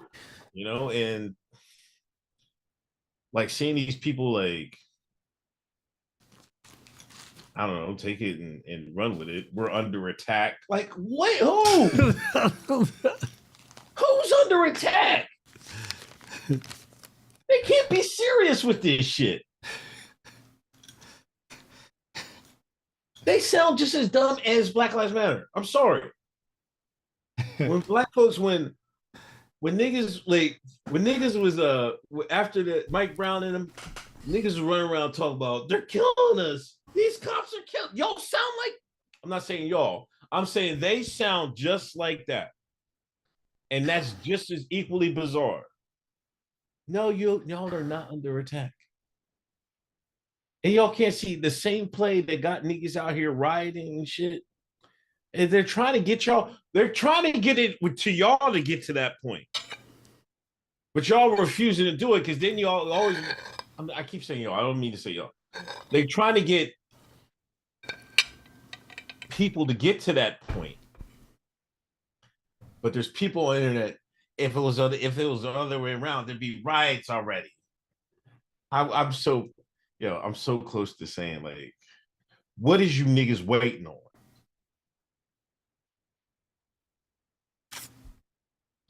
$50, $60 years ago, but see, my thing is, don't act like it's never happened. 50, 60 years ago, y'all would have rioted too. So I don't know what happened. They'd have rode at high noon. It'd have been on and popping. They'd have had the Kanye special on. They'd had the Kanye outfit on and rode at dawn.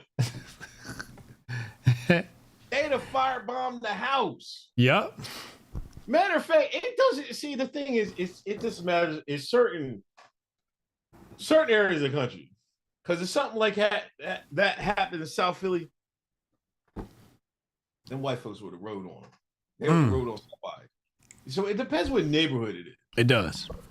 But like, if it's like a suburb, if it's like an all-white city town, they're gonna ride.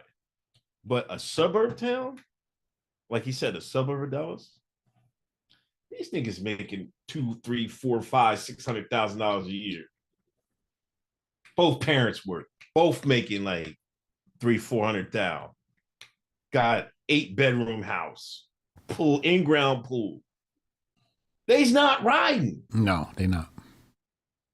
That's the thing. They is not riding. Mm-mm. That's the thing. That's the problem. You might be a victim of your own success. Exactly what it is. Here's the thing. The niggas on the internet ain't about shit. That's why they on the internet. Right. They not finna do nothing. They just want to put the battery in somebody else's back to do something. I seen somebody today said, oh, if this was a black kid, there'd be protests. And I'm just thinking to myself, well, why you ain't organize a protest? Right. It's that simple. Just organize a protest then. But that takes work. It's much easier to have Twitter fingers. But again, we got different groups of people. You got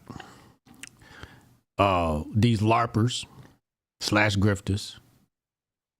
Then you got the Malaysia boys, the bots. The Malaysia boys and bots, those are the same thing. You know, they be coming from India, Bangladesh, Ukraine. I don't know wherever the fuck they tweeting from. But half of this shit is bot traffic. And then you got the intelligence agencies.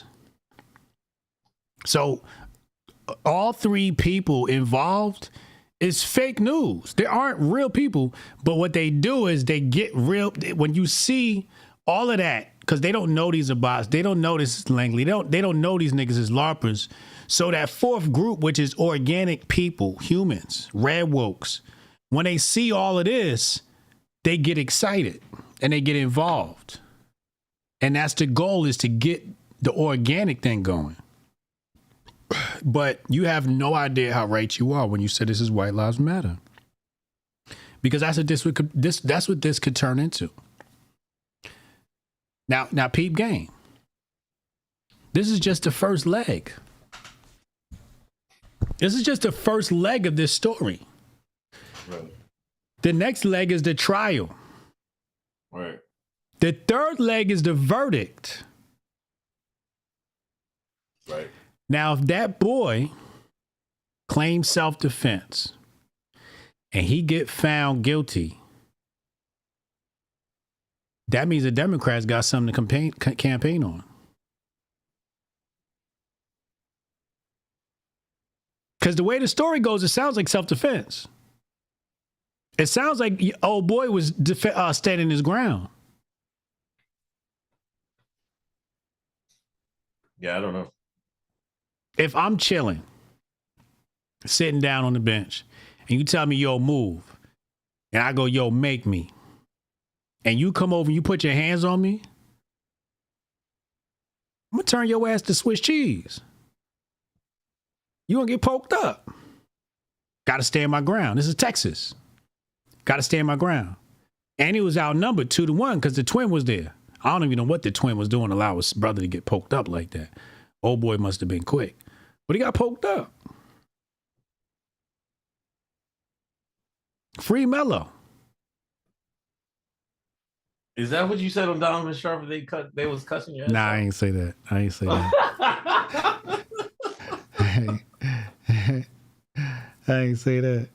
I was just telling Donovan that we got to be careful when we jump in those stories, because Donovan's take was, oh, black culture's the problem. And I'm like, what? Wait a second. First of all, getting poked up is not black culture. Okay? Now, if he'd have pulled up with the Draco, I'd have been like, all right, you got that. Right. And the same thing goes on the other side, right? If the white boy would have shot the school up, we'd have said that's white culture. And they don't like when we say that. Because though we always say, it's always white kids that's shooting up schools. Right? Right. Now, Donovan would be right if the black boy killed another black boy. Then he has room to say black culture. In this case, it could just be a case of self-defense. Now, I asked Donovan this. I said, Donovan, what happened? He don't even know what happened. Right. So how do you have a take on something that you don't have the details on? You're exactly right. That's why I tweeted, I was like, why are you taking a knife to track me? And then after that, I was reading a little bit through it. I was like, I'm gonna have to wait till all the details come in, because because the same thing happened up here. I was telling before I streamed, like, there's this white dude from out Conestoga out this way. He went down the city and he fucking got into it with the food delivery dude on a bike.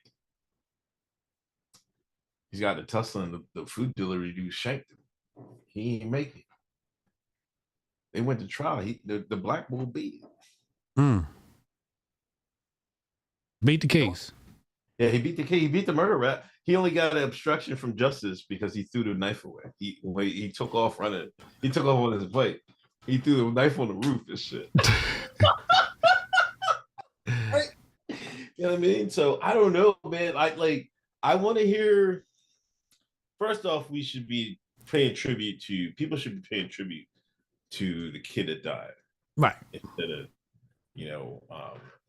but it's everybody wants to grift and shit like that, and nothing beats a racial grift, and everybody's turning into a racial grift. You heard what the dude's father said.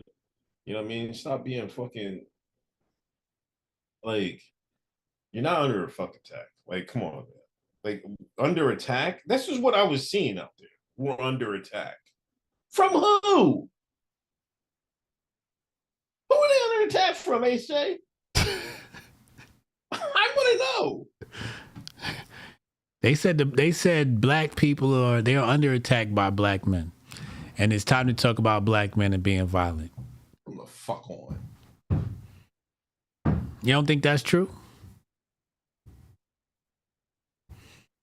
Nigga, a nigga will get me first before he get fucking Elon Musk. Don DeMarco.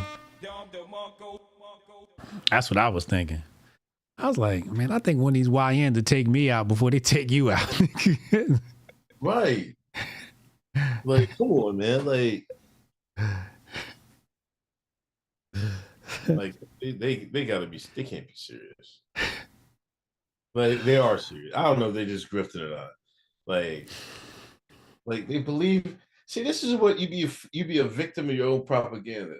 You start pushing out all those South African farmer stories, and then it gets in the back of your mind, right? Oh, these niggas are going to attack us here in America. Niggas just want to be your friend. What are you talking about? For real.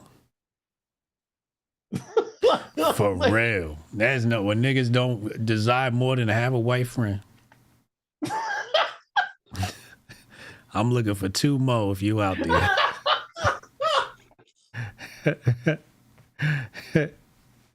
Fuck the bullshit. Yeah, it was nasty. It was nasty. Like, I don't see any difference between what. There's no difference between what the way they're tweeting about this guy and the way niggas was tweeting about Black Lives Matter shit. George Floyd. Right.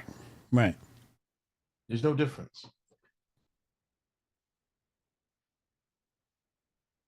It's White Lives Matter. But again, we got to look at the big picture. The Democrat recovery program is built into the right wing. So they're going to come back and say, look at how they are. They're racist. They were talking about black people being violent. And if that black boy go down for this crime, they're going to campaign on that black boy's life. And God forbid they give him the death penalty. They're going to try to get, you think they try to get Trump involved? Tweet about it, it's over. It's off to the races. If he tweet about it, please don't. But if he tweet about it, they're going to listen. He tweet about it, it's over. I might not go outside for a week.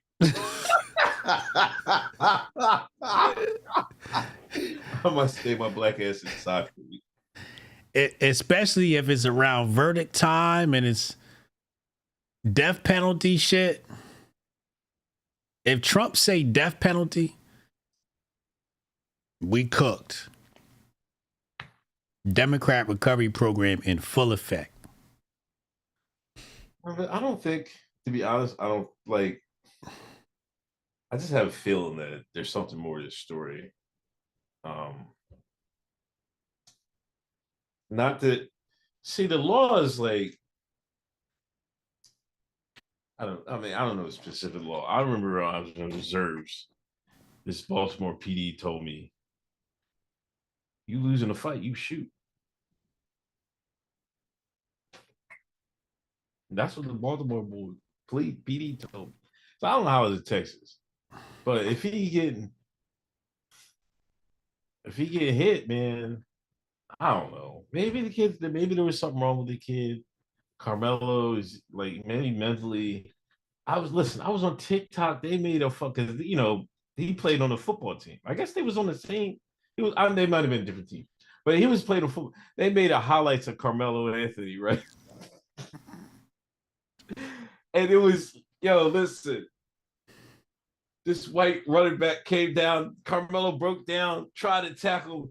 White running back leaped over the nigga. Like, I was like, you guys can't be serious. They made a highlight reel of this nigga getting shook out his shoes because he just killed this kid. Like, this is so fucking wild. But my thing is, nobody has come out to speak for Carmelo. None of his I haven't seen any family members come out and speak out. None of his friends. Nobody on his football team. So they got one girl that spoke on his behalf. Oh, I didn't see it. I was looking. What'd she say? He was a good kid. He didn't do nothing. Not quite. Not quite. She was What'd she say? He was a fucking knucklehead. She was like, I can't see him doing this. He do be fighting, but I never expected him to stab nobody. Oh. So, he's a little bit of a knucklehead, but yeah. I mean, or it could be a young nigga that would piss his life away. But I'm not going to jump out the window day one.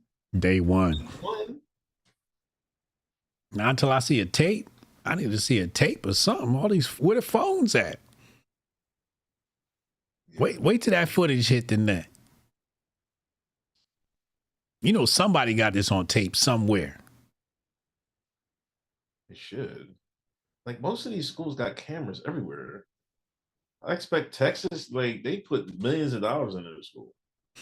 But the phones too. Yeah, and everybody should have a phone. I'm sure somebody had their phone out. Unless it happened that fast. Papa Hotep said it was inside of a tent.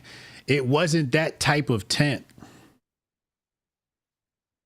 It wasn't like a camping tent.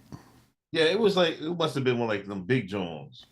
You know how like it's just a sun cover. Right. That's all it is. It's just a sun cover. There's no four walls. It's just a ceiling. Okay? Yeah, a shade tent. It's just a shade tent. It just provides shade. That's all it is. More of a gazebo. Yeah. Okay. So, you know, we got to chill with that. Again, I can't make a comment until I know all the details. And if the twin brother comes out and says,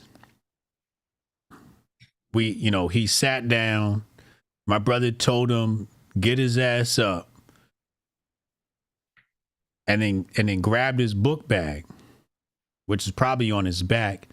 It sounded like he put hands on him first, and the kid retaliated and poked him up. That's what it sounds like. Now, I can't draw no conclusions, but it sounds like a fuck around and find out moment to me. From those little details, it sounds like a fuck around and find out moment. That's basically what his brother said. I'm playing the TikTok. He said he was sitting there and it was supposed to be our spot. His brother told him to get up. And he said Carmelo talked crazy to him. He said, make me. Yeah. Then he said his brother grabbed his book bag that was on his back. Right. I guess he was just sitting there with his book bag on his back. Right. He said his brother grabbed his book bag.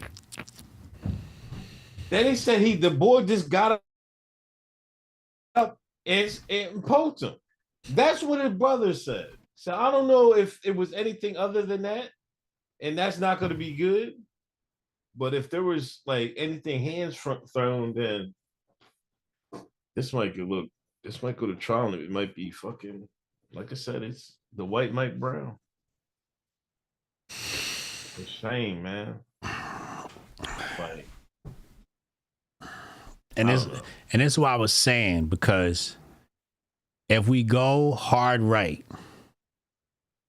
this kid might be innocent and found guilty because we're going hard right. Not that that's a new thing in America, but correct. They're going to publicize it, right? And make a media spectacle of it. Correct.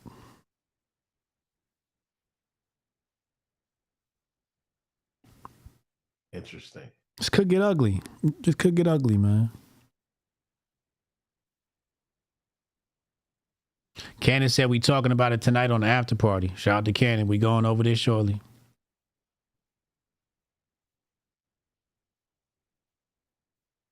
Noel, the black boy has grown up seeing white boys wrestle on World Star Clips in fear for his life. Here y'all fucking go with the jokes. I don't know what, like, I'm just.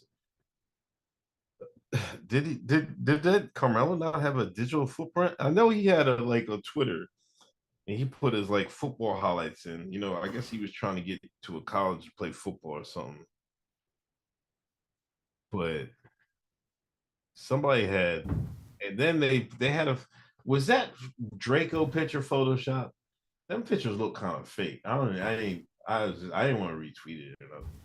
But it looked kind of sus. I don't know if that's a really good question. I saw him earlier.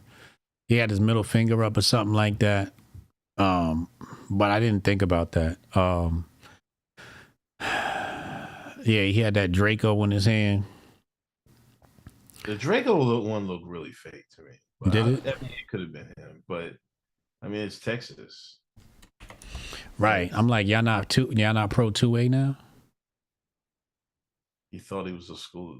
The Draco looked fake. The whole thing looked fake. I don't know, but it's Texas though. Don't y'all just sleep with y'all guns anyway? Like, I don't know what you want me to say.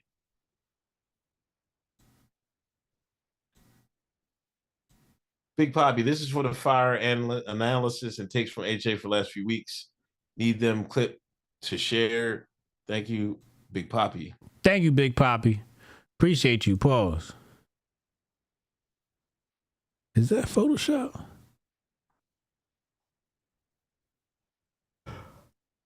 I mean, how do you hold a weapon that big like that? That's a good question. It might be Photoshopped. I don't know. Might not be. I don't know.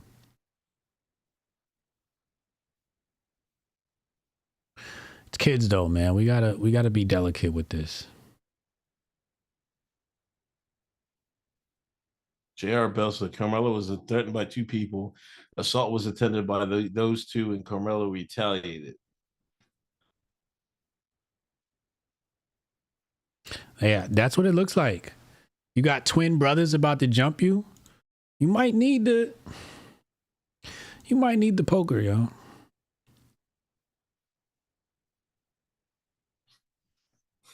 Yeah, I don't know. There's something about this. There's something about this. I don't want to say it. You know, I don't even put my words out there. I mean, ain't no point in me doing it. You know, I'd rather just wait to hear the truth and shit. But the other my left side of me is thinking like somebody would have came out and said something on his side by now. Yeah. Mom, dad, cousin. You know what I mean? Well, the mom and dad might not say nothing because of the attorneys. Right. But like my thing is like, even if I'm a reporter in Texas, I'm going to the school asking about Carmelo. Like, do you know this nigga? How is he? Like, we hardly even got that. Like, I know what it happened Saturday? I mean, last couple days ago? Yeah. It happened this week? You know, I don't know. Either Monday or Tuesday, I think it happened. Or the brothers could have was about to pack him up. Right.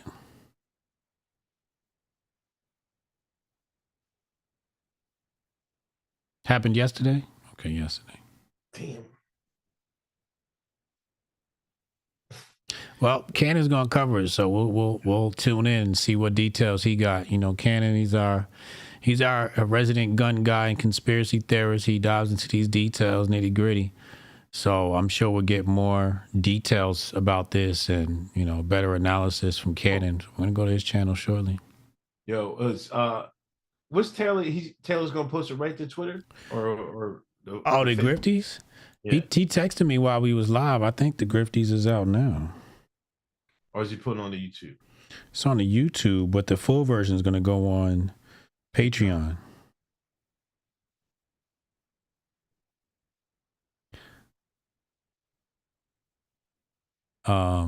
Let me see. Hold on, let me see real fast. Is the Grifties out? Whoops. I can't spell for shit. Hold on. Ladies and gentlemen. Okay, it's on the Hotep Nation channel and videos. No, it's not out yet. It's not out yet. You got to subscribe to the Hotep Nation channel. But it'll be out shortly. But the full version will be on patreon.com/Hotep's been told you. Yeah. All right. I'll be live Sunday, ladies and gentlemen. 7:30. I'll go with the fact. All right, we're going to Cannon's channel now. If you're on YouTube, it'll redirect automatically. Let me if I can get it set up. Where is he? Cannon, where's your... Why is it... Did you set up the stream? I don't see his stream here. You must not have set up the stream on Are you suspended again? Did he get suspended from YouTube again? I don't know. He's suspended again. Hey, if y'all want that real for real from somebody who consistently gets suspended, we going to kick.com/CanonHotep. YouTube don't let this nigga live because he be telling the truth. Let me put the link here in here. Let's put the link in here. John Gray said, or you could effing leave. I mean, yeah, unless you're getting packed out and you can't leave, but you know. John's red woke. John, I know you just came from Gutfeld and probably saw me on Gutfeld and thought I was one of the good blacks, but I'm not. I'm not one of the good blacks. I'm not one of the coon black conservatives. Sorry to disappoint you. I keep it real, John. I keep it real, and I tell you exactly how I feel. John, don't you believe that? I keep it realer than most. John, what's your last name? It says John Gray. Oh. Say Graystein.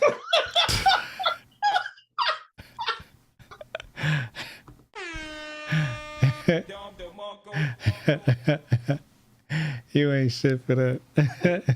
All right, man. All right, yo. See you Sunday.